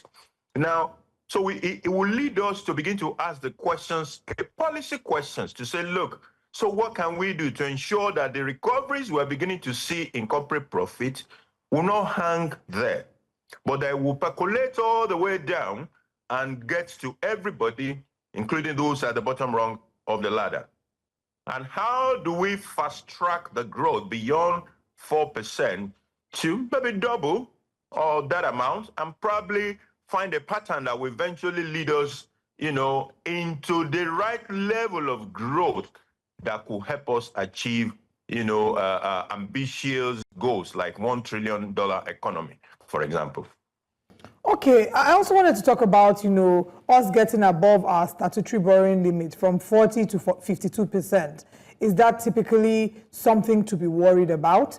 And why do you think that the Honorable Speaker backtracked on his statement, or maybe came to give clarity, saying that we actually misrepresented what he was trying to say? Okay, it probably backtracked for what he said before might be a political misstatement. It doesn't portray the administration that he serves, in which he's serving as he's supposed to be a lawmaker anyway, and it's in that same ruling party. It doesn't portray the party in good light. So if he has been misquoted, or if he thinks he has been misquoted, he will definitely go out there and make that political correction. However, it is important to also note that the lawmakers they've approved this thing. They approved the borrowing plan. So I'm not sure that he can even go out there and say that, okay, they did not agree, or that the government is overborrowing. If he was overborrowing, the question would have been, when you guys were approving the borrowing plan, why didn't you bring that up? Why didn't you raise the necessary question around that time, rather than we approving the borrowing plan and then going to say, oh, you are borrowing too much? Another issue will be, can Nigeria avoid borrowing at this time? I don't think so, because the revenue profile is too tiny. You cannot have a country of over 200 million people having a budget that is about 25% of a South Africa with 60 million people. It shows that there's a huge gap in revenue. Unfortunately, what is required to bridge that gap is not something you can snap your fingers and bring into place. It would take a bit of time. It would take building and rebuilding block by block to be able to rev up our revenue profile.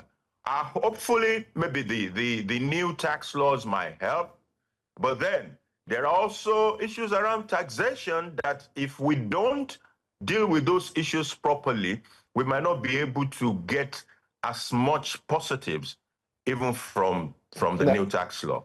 Now, So Mr. we can Olojide, combine all these things and rev up the revenue.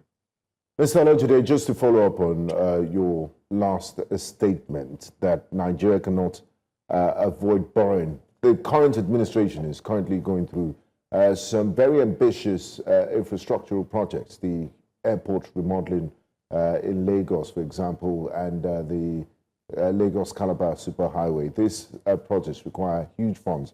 And like you said, we're not just making enough money. You talked about the tax regime that will come into place in 2026, but it might not just be enough. So what's creative or what's alternative financing means available to the government beyond borrowing and, extreme taxation?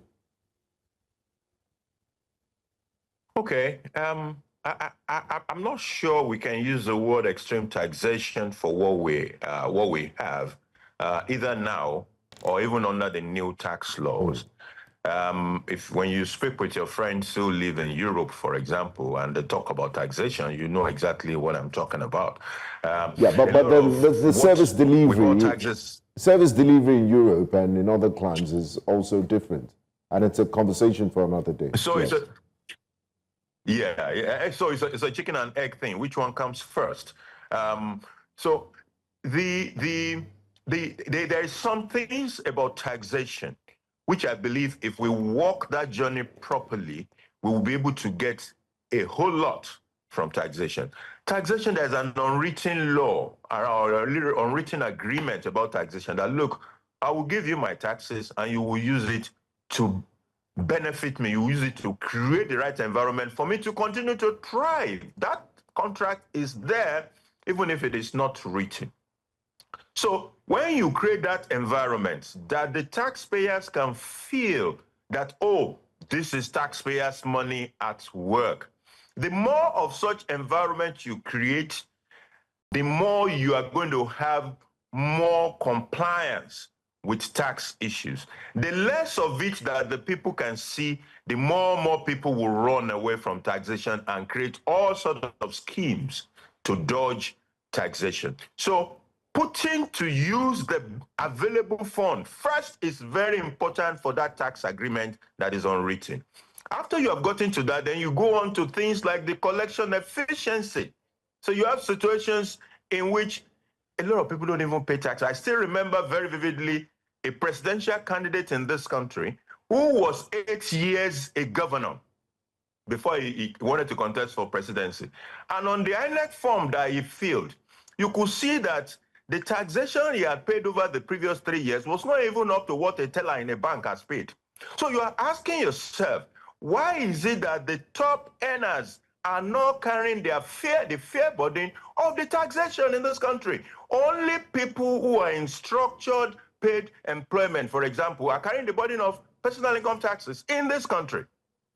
And until we have a situation where everybody carries his own fair burden, those tax laws will be frustrated. They will not achieve as much as they are supposed to achieve. It's after you have dealt with issues of accountability for the current level of taxation, and you have dealt with the issue of collection efficiency, that is when raising taxes and the rest of them begins to deliver issues for you. So we can get a whole lot from taxation, but we have to work it the right way to ensure that that will happen. Okay, we also now need to look at, Okay. No, land on your thoughts. Land on your thoughts. You said we also now need to look at what? I lost track of that. Okay, so sorry about that.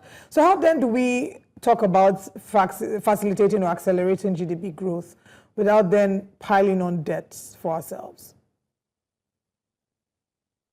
Okay, like I said in one of my earlier comments, we will have to borrow, but the National Assembly will have to do a better job than what, in my opinion, I think they have been doing. When these borrowing plans are presented, it would be nice to see the rigors or to know that there were rigors in the engagement regarding those borrowing plans. Side comments about, oh, we not do it. When those plans, take them item for item, decide on what we must borrow for, what we must not borrow for, who we should borrow from, who we should not borrow from. What are the terms and conditions that you consider good for the country, and which ones should we run away from?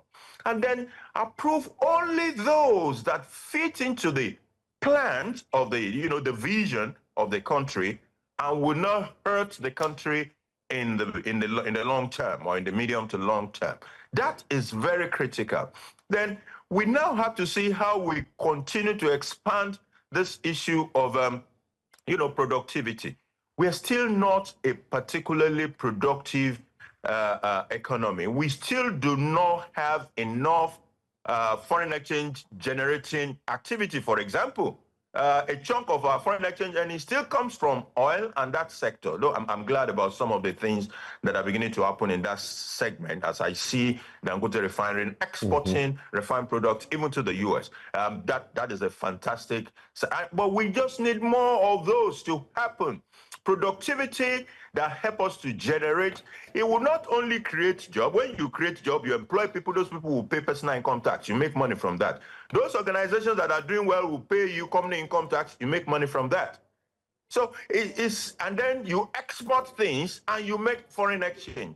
So we must rev up the productive base of the economy, and government must look at policies that will help to deliver on that. Now, Mr. Olojide, as we begin to wrap up this conversation, just to follow up on what you said about the National Assembly and their oversight functions, does it end once they've seen the documents and what they want to use these loans for, or are there ways and mechanisms which they can monitor implementation even after some of these loans have been approved? I think there is an expectation that they should go further, what they call their oversight function. If somebody said, if the executive said, oh, I have spent 1 million naira on this, there should be somebody looking. And I don't think it is out of place that National Assembly should be interested in how the money is spent. I think it's part of the oversight function. Of course, there are also the civil society organizations and the rest of us who must continually ask questions about accountability for whether it is borrowed fund or it is our own internal fund that we are spending on project. Accountability is key. If it is not there, we will continue to waste the little money that we have. You also mentioned that we should focus on production. We should do more in terms of production. I just wanted to know from an economic point of view that some of these loans, what low-hanging fruits and what sectors of the economy should they be channeled to stimulate growth, production, and employment so as to increase economic activities in the land? Do you think some of these infrastructural projects, for example, are worth it, like the Lagos Airport project and the Lagos-Calabar Superhighway? It will depend on the vision. I once had a client who was was representing a European company in Africa. So it was meant to be governing Africa.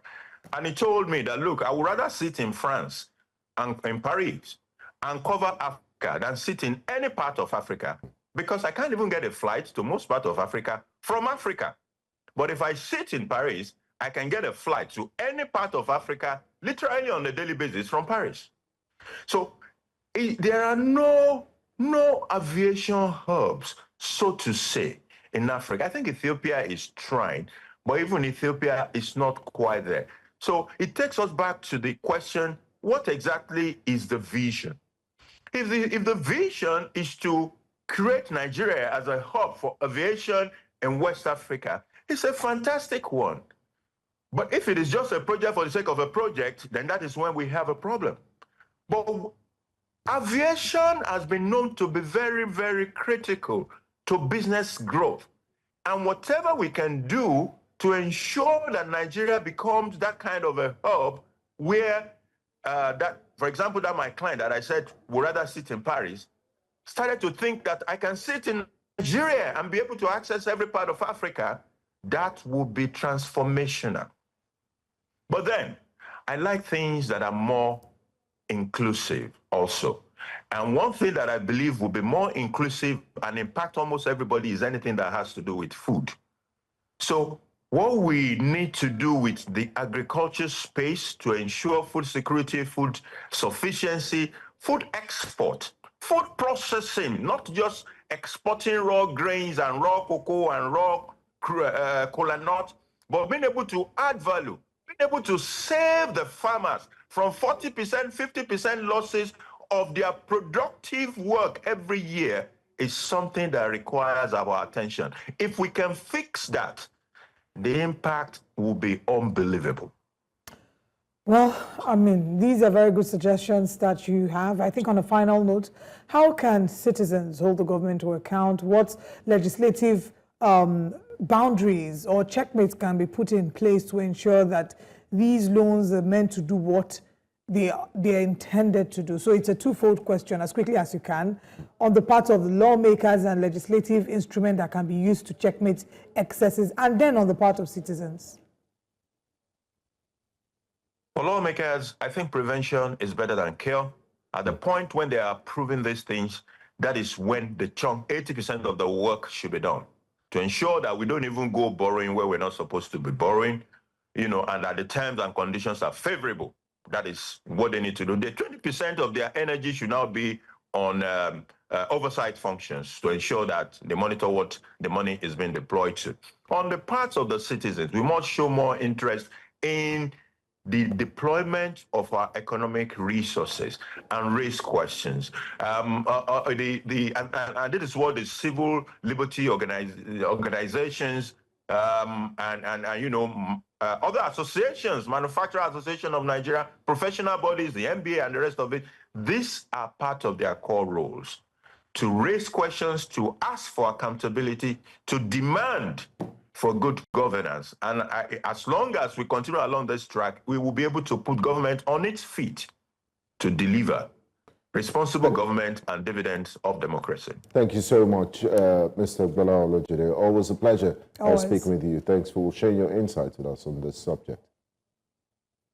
Thanks for having me.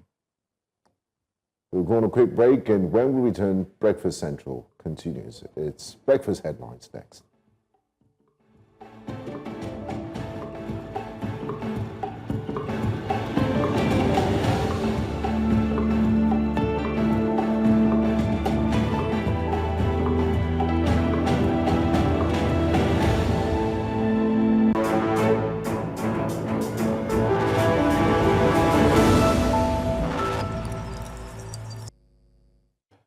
Hello, welcome. This is Breakfast Headlines. I am Benga Aboroa.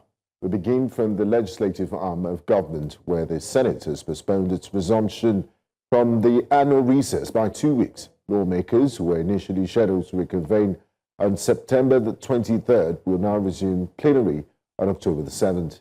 In a statement, the Chief of Staff to the Senate President, Chinedu Akubweze, said the adjustment was necessary and apologized for any inconvenience the short notice may have caused.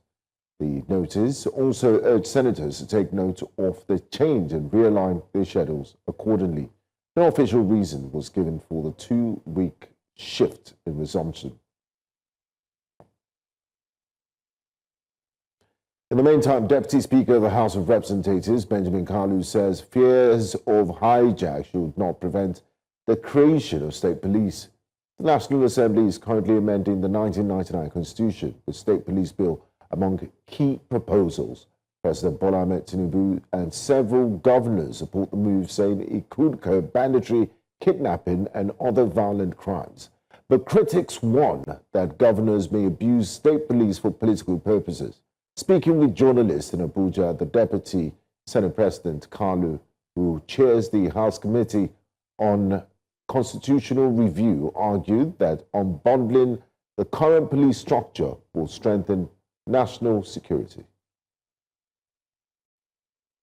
Now, talking politics, President Bola Ahmed Tinubu last night met behind closed doors with Rivers State Governor Siminalayi Fubara at the presidential villa in Abuja. This is the governor's first meeting with the president after his 6-month suspension and the lifting of the state of emergency in the state on September 18, 2025. The meeting follows separate consultations the president held earlier with governors, the Speaker of the House of Representatives, and top economic officials. According to the governor, his visit was to officially let the president know that he's back to work after his 6-month suspension. You're aware that the suspension was lifted on the 17th, midnight 17th, and I came in on the 19th. Ideally, it's proper for me to see Mr. President, to tell him that I'm back and I've also resumed my responsibility as the governor of Rivers State. It's not much, it's father-son discussion, telling him thank you, and the areas where, if at all, there should be any issue, for him to guide me properly, so we don't be in any situation that will bring crisis again. That's all. So long as I'm concerned, we have made peace. My Fubara and his principal are working together. In a move to curb rising criminal activities in Abuja Roads, the Vehicle Inspection Office of the Federal Capital Territory says that several motorcycles and vehicles allegedly used for illegal operations, including the common one-chance robberies, have been seized. Officials say many of the impounded vehicles were operating without proper registration, roadworthiness certificates or identification numbers, making them tools for criminal activity. They are calling on residents to remain alert and avoid boarding unregistered or suspicious vehicles being used for public transportation. Our focus is on criminality mostly, because everybody says, oh, criminals, kidnapping, one chance and all of that. We are going to have many security programs involving getting all the drivers. We'll allocate numbers to all the taxis. We'll go, so that if you're going to be doing transportation in Abuja, we're going to profile all commercial drivers so that everybody will know that when you're entering a commercial vehicle, it is painted, it has the side number. If you decide to use your personal vehicle to do transportation, we will come after you. We have about 40 vehicles impounded for various traffic offenses. We have some for route violation, we have some for driving against the traffic, and the major one is the unpainted commercial vehicles. You can see that a lot of vehicles around there are not painted, and those are the ones that are being used mostly for one chance, and that is why you see then here we have 40 and we have about 52 commercial motorcycles, mainly for route violations. And now for stories outside Nigeria, South Sudan's opposition leader and former Vice President Riek Machar has appeared in court on charges of crimes against humanity and treason. Machar's lawyer told the tribunal it lacks jurisdiction and described the proceedings as incompetent. The opposition figure is accused of ordering attacks on government forces earlier this year. His supporters dismissed the case as politically motivated, saying it is designed to weaken him and undermine the fragile 2018 power-sharing agreement.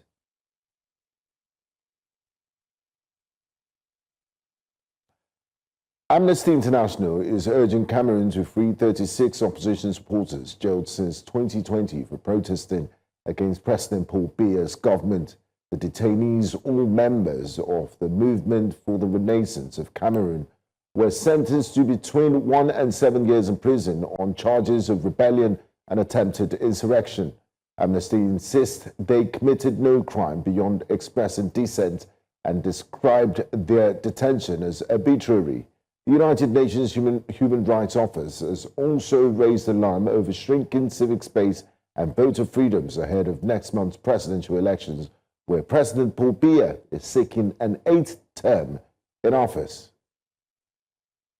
That's all on Breakfast Headlines. I am Benga Aboroa. Breakfast Central continues shortly. Welcome back. It's time for the papers, where you get to be a part of the show by calling the numbers on your TV screen. But joining us in studio for the in-house analysis is public affairs analyst Theophilus Akatugba. Good morning. Good to have you. Always. Thank you very much, Mr. Akatugba. The last time you were here was fireworks. Yes. The Battle of the Sexes with T. Bakari Yusuf. Yeah. But we're glad to have you. It was good television. It's a pleasure to be here. Good to have you. All right. We're not into violence, but let's punch you with the punch. A soft punch. Did you hear what I said there? Soft punch. Soft punch. All right. On the front page of the Punch, flood disaster. States intensify action as 232 die. and 121,000 displaced. NEMA lists Niger, Adamawa, Lagos among worst hit states in 2025 as farmlands, homes destroyed. Fubara consults Tinubu on Rivers peace sustenance. NBS announces 4.23% economic growth, labor differs. And then we see Olubadan, Ladoja coronation rites begin with prayers. FX reserves hit $42 billion, highest in 6 years. Maybe we'll start with that. That's a beautiful news coming our way this morning, and I like the fact that it's receiving very good, good positioning on the front page of the newspapers. I believe that the president understands the optics and what it does for the economy, and I perceive on my own that he's going to be pursuing $100 billion foreign reserve level in order to bring comfort to encourage investors and everyone that does business with Nigeria to have the confidence to do, and more people to come into the country to do business. So I commend the managers of our economy for the giant strides, for the progress and the success that is being recorded in the economy. The GDP growth is positive, and everything is looking quite bright at this time for the country, especially when it comes to the macro economy. But the micro economy, in terms of people's feeling of the good, is what the government need to, to work on, so that just like Okonjo-Iweala advised, interventions, you need to get to the people. Yes. Now let's talk about the headline: 200 plus people dead in the last few days because of the rains. How much of it is an act of God, and how much of those deaths could have been prevented? Okay. The act of God is the fact that the weather, the rains and everything. Yes. But the fact that we needed to prepare against it is something that we always failed to do. And that has been a problem of our nation. Even as much as football tournaments, we don't even prepare well enough, quick enough. Athletics in everything. And so when we get this fire brigade approach, or trying to prepare or respond when the crisis has occurred, has become part of the DNA of our system. And until we do something about it, in this country, we will see that there's a potential challenge or a problem. No governmental body will do something to forestall it. It's only when the crisis or the misfortune has occurred, then you begin to see measures. Why should measures start taking place when what we could have avoided has occurred? Most of these deaths could have been avoided. Some of those people, those areas where they live in, I can assure you, they will know that there were flood-prone areas, and there was no need for those settlements to remain. Especially when the warning of the rains had come earlier, the weather reports indicated that there would be, consistency and heavy rains.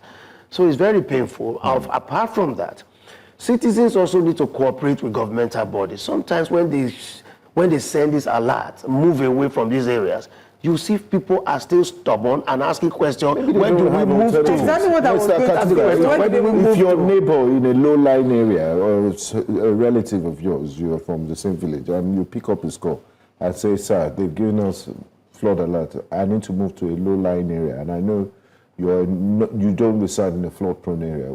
Are you ready to open your doors to accommodate a family of 4 or 5? Well, in this current economic situation, truly, it might be a difficult decision to take. The fact that not that there are people. If you ask me a question directly, I might tell you yes, but another might not. However, we have social institutions that can help to provide safety. Why do we have so many churches, so many mosques, so many religious organizations, including... That's not their primary responsibility. We also have public parks and places. I believe government should do more. When they tell people to relocate, they should point them in the direction of where they should go. Just telling them to relocate is not enough. You must provide temporary shelters. And these shelters can be provided by the social organizations. We go to churches, we pay, we make contributions, we pay offerings and tithes.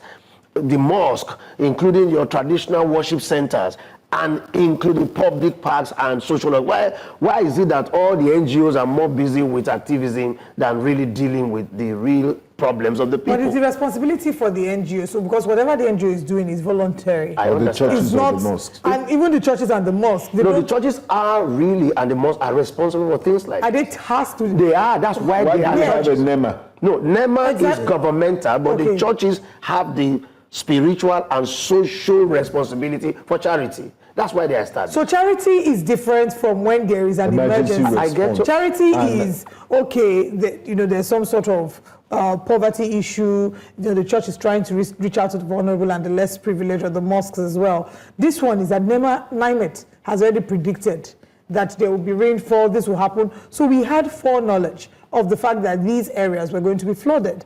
If the government has foreknowledge about this, shouldn't the responsibility lie with the government to make an alternative? I agree with you that the government should, but because of the peculiarity of our society, government alone is not financially buoyant enough to respond to some of these things. And this is why you have all these social and religious organizations that can come in. I didn't say they should respond when the crisis has occurred. They could have also responded by creating for their communities where they are set up. Some of the churches are well located in highland areas that are safer. Because you don't say churches are just for religious purpose and spiritual purposes. They're also charity. And charity is not only to respond to poverty, but to also respond to save people from danger. Okay. Let's still look at the front page. If you look at the right corner of the Punch newspaper, you would see there, Fubara consults Tinubu on Rivers Peace Sustenance.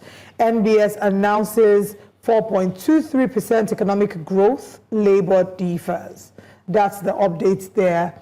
Let's talk about the Fubara meeting with Tinubu that has become so much of a big deal. It is a beautiful continuation of the advice of the elders. When we give it here, people differ.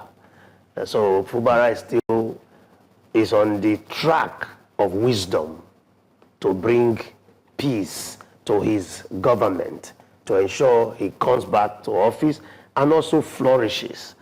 This is what he should have been doing to have avoided the state of emergency in the first place. And now that he's on this track, I believe applying proper wisdom, River State will experience peace, Fubara will prosper in his governance. You know, sometimes if you don't eat the yam because of the oil, you eat the oil because of the yam. Words of wisdom. Words of I felt like Twinkle and not there and spitting out a little bit of Jane. But let's take this call from Michael from Magodo. Good morning, Michael. Thanks for calling. Good morning. All right, please go on with your thoughts, Michael. Okay, so I was just watching your analyst that analyzing the economy and saying that everything is looking good. Sometimes I wonder if this same economy that we all operate in this country, because the people on the street, the ordinary Nigerians are not seeing any improvement in the economy.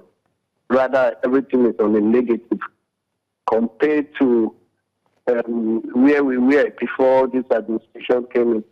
We thought Buhari was the worst president we ever had. We never knew that it was going to get worse, because everything is just getting worse. I had a cause to visit somebody in the public hospital about 3 times in the recent times. If you see what people are going through, senior citizens, retirees, pensioners, they are queuing up to see a urologist in one particular hospital. And I spoke to some of them. They said they queue up from 7 a.m. till about 7 p.m. and they couldn't see the urologist because they have only one consultant urologist in that public hospital. They come in around 5 p.m., but people have to book and queue from 7. So only a few of them could succeed to see him in a day. And if you see some of them, they are helped. Their children carry them, some came even in a wheelchair. And I spoke to one of the management in the hospital. He told me that it's because they don't have manpower. People are jacked by. They are looking for doctors they couldn't. The facilities in that hospital is nothing to write home about. You be in a hospital room, you see big rats running around, mosquitoes, a lot of things that Nigerians are suffering. And it tends to when people come and speak, analysts come and speak and tell you that the government is doing well, economy is looking good. These politicians and their the government functionaries and their hanger-on, if they have headache, they go abroad. They go to France. They call it working district nowadays. But Nigerians are dying. Retirees, senior citizens that have served this country are dying from hunger, dying from sicknesses. They don't have medical care. Is that how we are going to continue? It's very shameful. People don't have conscience again in this country. Thank you very much. Nobody should tell me otherwise the government is doing. What are they doing? Thank you very They're much. asking us to pay more tax. I have a small business that a janitor in my business earns up to 120,000 per month. The government is paying 70,000 minimum wage. And government they are writing me letters and asking me to pay more tax and claiming that every income that comes in that I'm supposed to pay, when I had paid what I ought to pay. All right, thank you very much, Michael. We'll have to interrupt Mr. at this point. Akatuba, I want you to respond to Michael's comments. But in this context, the government came in 2 years ago. And this decay, because he spoke about the lack of equipment in some of those hospitals, the time it takes to see a doctor, the state of things. Generally, how much responsibility falls on this administration? Because this, and some of the things the government inherited, revenue shortfalls, the different foreign exchange rates, in 2 years, how much of these criticisms, if we're being fair to this government, does it deserve? And what more can they do given the revenue shortfall and given what they have, the resources available to them? Or is it a matter of perception management? Because the government will be going around in 100-car convoys and you can't fix things. That's why people would blame them for everything and anything. Well, he didn't mention the hospital that he's referring to, so we don't know which of the hospital. Was it a primary healthcare center? Was it what type? What hospital was that? I want to assume that it's a... So my own is hospital. Yeah. It is, Nigeria has a myriad of problems, and it takes time to solve all of them. For example, when he talked about people are not feeling the economy he referred to before Tinubu was a cushioned economy, in which everything you did was subsidized. That economy gave you a certain buffer. But if you remember, we still thought that was the worst, that Nigeria had collapsed. Even under that regime, we said Nigeria is finished, and that Nigeria was useless. It was, in fact, the description of Nigeria was extremely negative. And we thought that people now said, when a next government come, it will be better. They are now saying that even the previous they are now saying that was better. What is happening is, this government is trying to rescue the country so that the country does not collapse with the people. Because we were already so bad. If it did not solve the macroeconomic situation of the country, what was going to happen was going to be worse than Venezuela and other countries. So Tinubu is restructuring the country, and the difficulties are recognized. There's no way you will dodge these difficulties. It was only being postponed. That is the truth. Every economist agree. When you move, if you don't do the right thing, that's why Nigeria is beginning to breathe a breath of fresh air, but the citizens have not felt it. That's the argument. And the government is not tightening their No, they are belts. doing so. No, it has not been. See, Nigeria is 200 million people. They look at have you seen some of these convoys? We get it. Have you seen the items in some of these budgets? Can I leave the convoy first? When you look at the conditional cash transfer alone, 300 billion, the register is there, the people are receiving it, but it's a drop. When you look at the numbers, 15 million people to 200 to 80, 90 million. A lot of interventions are taking place in different sectors, even in the health sector. Today, in Nigerian health sector, people are coming from the UK to have quick consultation here. That's complaint he complained about. If you contrast it with even the US and the UK, somebody had to wait 6 months to check tooth. 6 months. So people are really flying back in? Yes, into this country. I mean, because they're going to private let's hear from hospitals. I'm saying that is an improvement in our general healthcare system. Let's hear from Andy, who's calling in this morning as well. Good morning. Thanks for calling. Please go ahead. Andy, please turn down the volume of your TV set and then go ahead. Okay, good morning. Good morning. Good morning. Yes, I'm in opinion. I want to ask about this flood issue. These particular flood issues that occur every year. It mentions something that the church and the mosques that were supposed to be responsible for it. And I know this is not the first time this flood issue is happening. You understand? And we also have budget for these flood issues. We have a kind of a MOU for this flood. Please, I want him to tell me, this flood issue happened last year. This flood issue happened a year before last. That we cannot go through Bayelsa to worry. We go around to go and turn through Owerri to worry. Please, I'm begging the government. Is it every time and every year we come back to discuss about this flood issue in social media or in television station? I want to ask, can they do anything to this flood issue? Because there is every year they'll say there is budget for this, there is budget for that, there is budget for this. How long are we going to deceive? How long are we deceiving ourselves, please? I need a direct question and answer from this. Thank you. All right, thank you very much. And before you respond to that, I also want to take a few comments from YouTube. Good morning, Mokunye Chukwemeka. The number of comments here says, where can they move to? This is in reference to the flood. Are there camps for them to stay for a while? Who takes care of their food and health? Is it the government that doesn't care? And then in response to what you said about tax, it says, we pay tax, churches do a lot to support these people when disasters happens. It has, then in reference to the hospital, the person who called to talk about being in the hospital, says it has to be a general hospital. I wanted to see a specialist back in Port Harcourt. My date was as far as 3 months from the day I went to the hospital, and I can confirm that this is truly the position because I have an aunt who needed to see the doctor. She went to the general hospital. I know this because we even had this conversation as recent as yesterday, and they gave her a date in August. They gave her a date in December.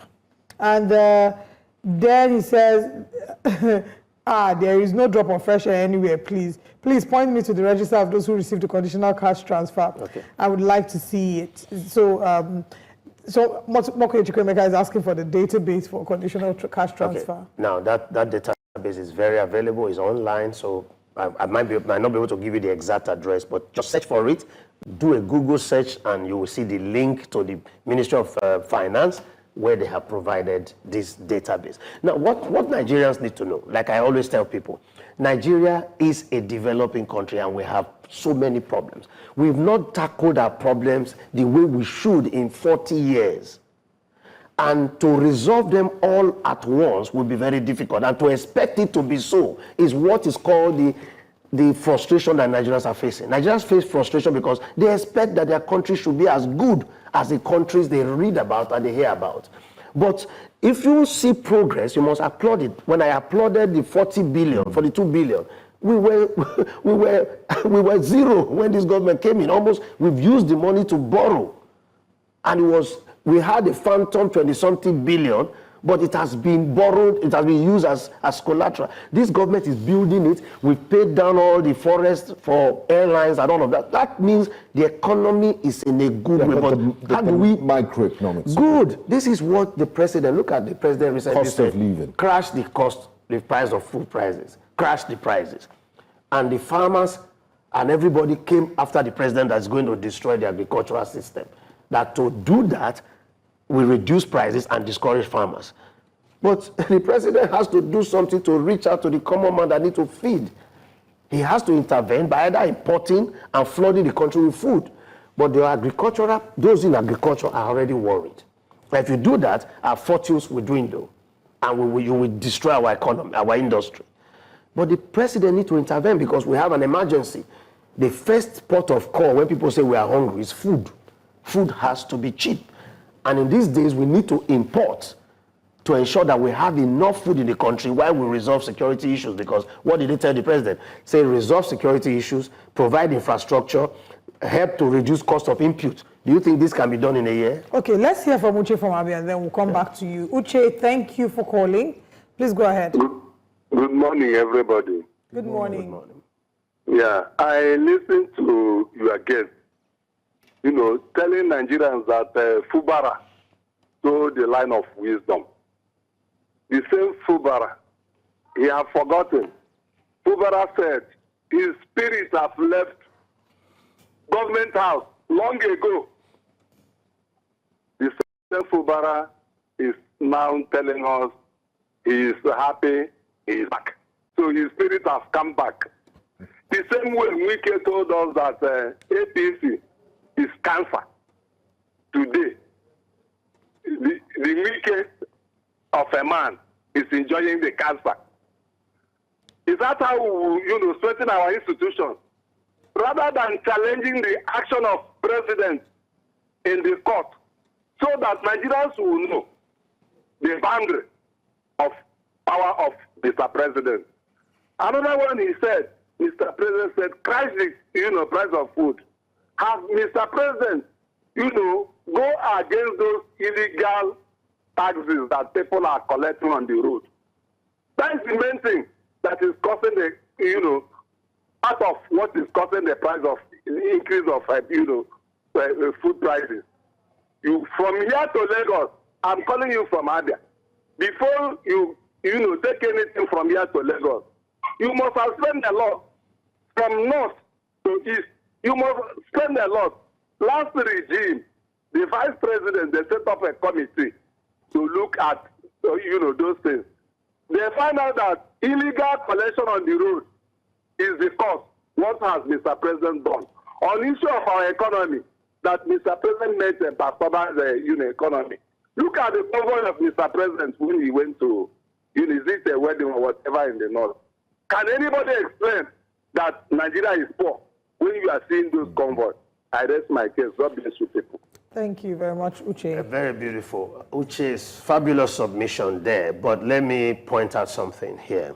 If you look at what Uche said about rivers and the discordant tunes of politicians, you don't have to rely on the statement of individual when they are in crisis or when the solutions. Fubara's spirit left, maybe the spirit is back. For me, somebody said, so what people say really is not what I deal with. I deal with the outcome of the action, what action they should take and what is the outcome. If you look at the president, the National Economic Council, by the governors themselves, identified the fact that roadblocks and all these unnecessary checkpoints, and each governor undertook to go and solve the problem. In Nigeria, to resolve a problem is more difficult than causing the problem. The governors have all gone. I hope they have been able to do that because checkpoints need to reduce, and all the collection centers, and the governors themselves identified it. The president is now saying, National Economic Council, do more to crash the prices, meaning they want to flood the market with food.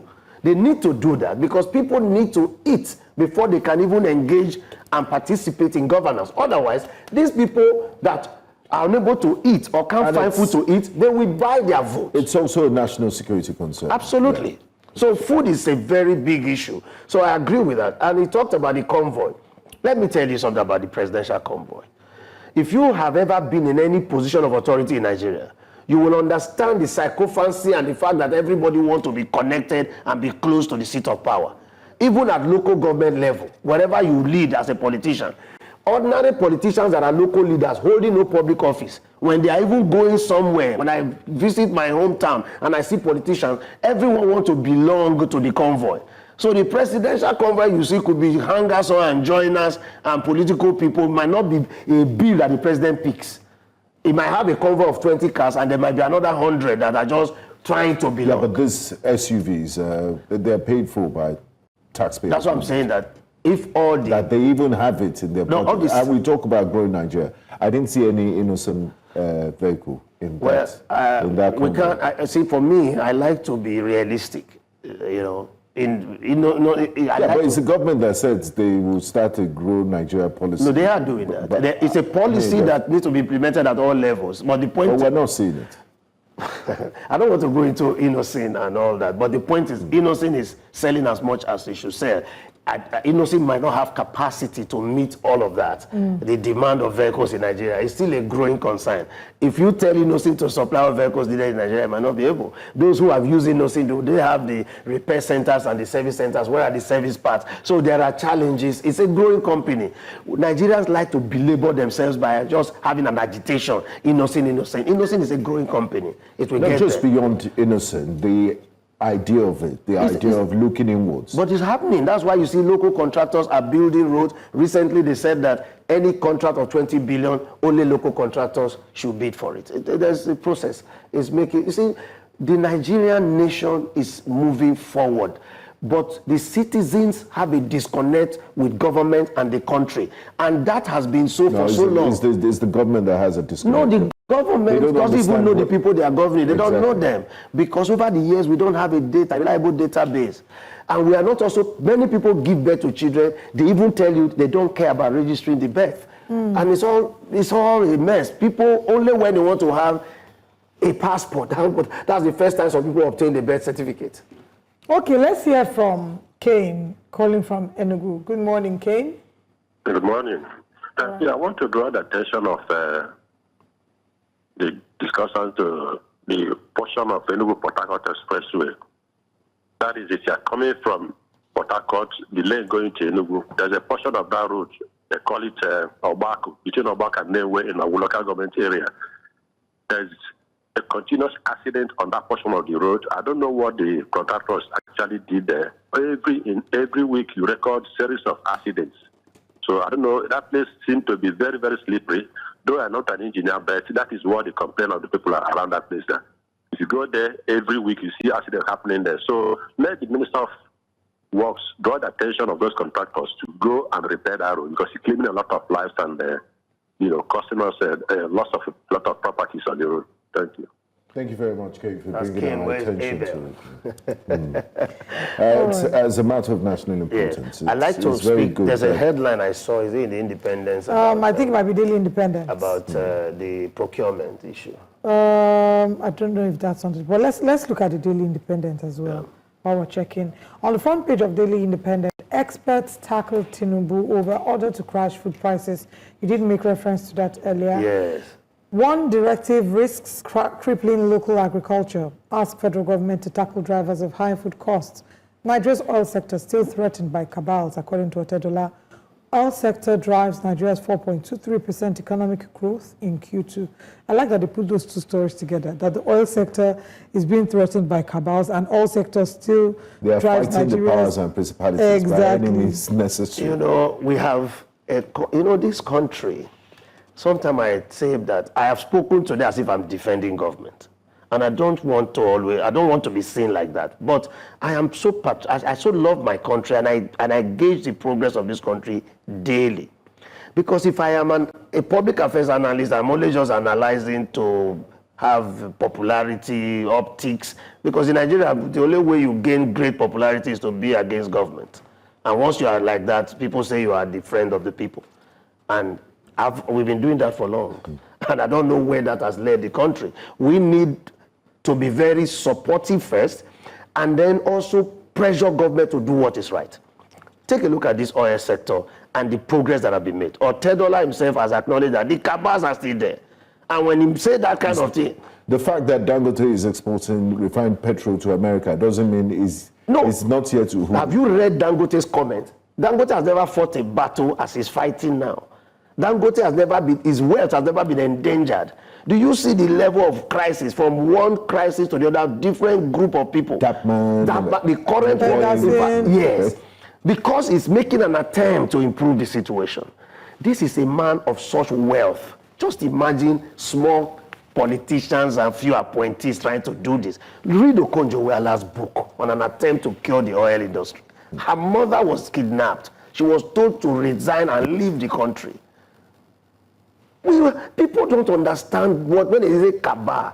It's an evil force that has captured our country. And if the hands of these evil people are being removed gradually, you think they will not fight back? You're taking food away from the table. That's they it. will fight back. So Dangote is a private individual who attempted to come into the oil sector. Let's see what he's going through daily. He said something here. He said, I have been fighting all my life, and in this one, I will fight the more. Because he wanted to take over logistics. Because petrol from his refinery to the people can be frustrated by a group of people, and the oil will not, the refinery benefit will not be seen in Nigeria. We will start saying again what has happened to us. The man said, I'm bringing in 10,000 trucks. And look at the battle. We have Nigeria is a very dangerous country. They said they're fighting for the welfare of the drivers. The welfare of the drivers, good to fight for it. Is it at the expense of 200 million people? We can sacrifice them for the good of the majority. Okay, still on the front page of the Daily Independent, reps throw weight behind Tinubu's borrowing strategy. Tinubu reaffirms commitment to constitutional reforms. Fubara visits Tinubu, vows to maintain peace. Peace in Rivers. Akande asks governors to emulate our initiative on education. And then at the top of the paper, fintech adoption by Nigerian SMEs reaches 50% for banking. History as Enugu begins transition to smart school. And finally, El Rufai jittery over support for Tinubu in Kaduna, according to presidency. Do you believe in that? Of course. There's been a back and forth. El Rufai said President Tinubu is planning to go for a third term, and Bayo Adanuga... That he's not as much of a Democrat as he would like to position himself to be. Well, this is the period of throwing salvos at one another. The reality of the matter is that Tinubu is a politician that responds without, it's not arrogant. He doesn't brush off a threat. His attempt in Kaduna is deliberate, knowing that El Rufai has been moving against his popularity. And so President Tinubu does not, when he knew the battle was on the social media, he immediately held the convention of digital media space. And he populated the space, and you can see the kind of foothold he's got in that sector. So it's very deliberate, and they know the politician they have in Aso Rock. So don't expect a Jagaban or a Tinubu who's been behind the scene, producing many presidents, working with many presidents, understanding the pitfall of many. And you think he's in that seat, will not play kind of politics that you never... So every one of them should know that the battle to take Nigeria from Tinubu is going to be a big one, and he's not going to relent. He's not going to just give you the chance to do so. If you come at him, he's going to come back fighting for the votes. Fire for fire. Yeah, that's what he's doing. So El Rufai's claim is I feel it's a bit premature. I think it's too early to accuse the president of a third term when he's not gotten his second. Okay, let's quickly take the Nigerian Tribune as quickly as we can, as we're almost out of time. I'll take the stories we haven't touched before now. Bodies of 8 missing policemen recovered in Benue as gunmen kill APC chieftain. 4% free on board levy. LCCI expresses concerns over enforcement despite federal government suspension, calls for policy clarity. Inhaling marijuana increases risk for asthma attacks by 44%. I hope that marijuana inhalers can hear this. U.S. threatens visa ban on corrupt Nigerian leaders. Do you think this will do anything? Yes, it will. Nigerian leaders love to travel. But America is one country out of many countries. Yeah, I know America is such a country that people have regarded as a country, a God's own country. When you have a visa to it, you feel that you have a place to escape to. It's a general concept in Nigeria that we believe that foreign countries are more important than Nigeria. We saw a traditional ruler that was saying that the best country in the world has given him a paper. So our elites generally, they use their ability to travel at will abroad in an oppressive manner, like I pass my neighbor, I pass the people. So when the U.S. threaten them like this, it goes deep. Is the U.S. in a position to even tell us about corruption? Recently, we have now seen that Donald U.S. Trump recently he just said he will be selling citizenship at $2 million. Trump gold card. Is that not corruption at the highest level? What you see of the U.S. is the real U.S. Donald Trump revealed and exposed U.S. He removed the makeup. Yes, you people see, U.S. was a decorated, calamity, and we all knew it. And so, because they were decorating it, Donald Trump opened it for us to see. This is what we are. This is who we are. We had debates like we had in Nigeria. We have attitude. Even ballot box was also bombed during the election. Nigerian politicians don't. Some of the things he says, they don't stoop so low. He said, people shouldn't feel sorry for Biden because of his cancer diagnosis, that Biden is a terrible person. I mean, it's not even presidential speech. That's why I'm saying that do you know you esteem, in Ghana there's a proverb that if you are going to church, it's a proverb I heard, and you meet a white man on the road, he said, go back home, for the God you are going to church to seek, you have already seen. That is an elevation of a white man. That's how they revere. No, that's why we have revered. So now they have brought their true persona to you. It's for you now to know that you have something to offer, so that you become proud of who you are and don't always try to check yourself against them. Be yourself. Grow like the Asians have grown in pride. Sir, do you have the way the Arabs have grown in pride? Do you have any plans of visiting America soon? Because they'll be watching you. I like America. I've never been enamored about going to America in my life. I've traveled to many countries, but I love America today because they are trying to recover. Because they have gone in the wrong path. I mean, for me, if I can't make it, they are trying to recover, and I'm proud of the energy and the effort to recover. If I can't make it to America, I can always make it to Liberia. Their flag is similar. As we wrap up the conversation, I just want to mention that in response to your speech, your statement about the conditional cash transfer, Mokunye Chukwemeka says, "Hello, Olive, except I don't know how to use Google. I couldn't find any link to the numerous recipients of the cash transfer, saw data protection policy."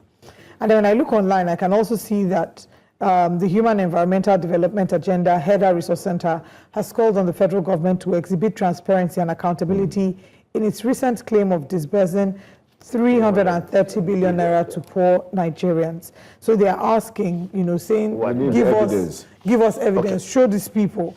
I'm sure the Minister of Finance should point us now to the database, because he said eloquently that they have it and they will make it available to whoever. We have also the Freedom of Information Bill.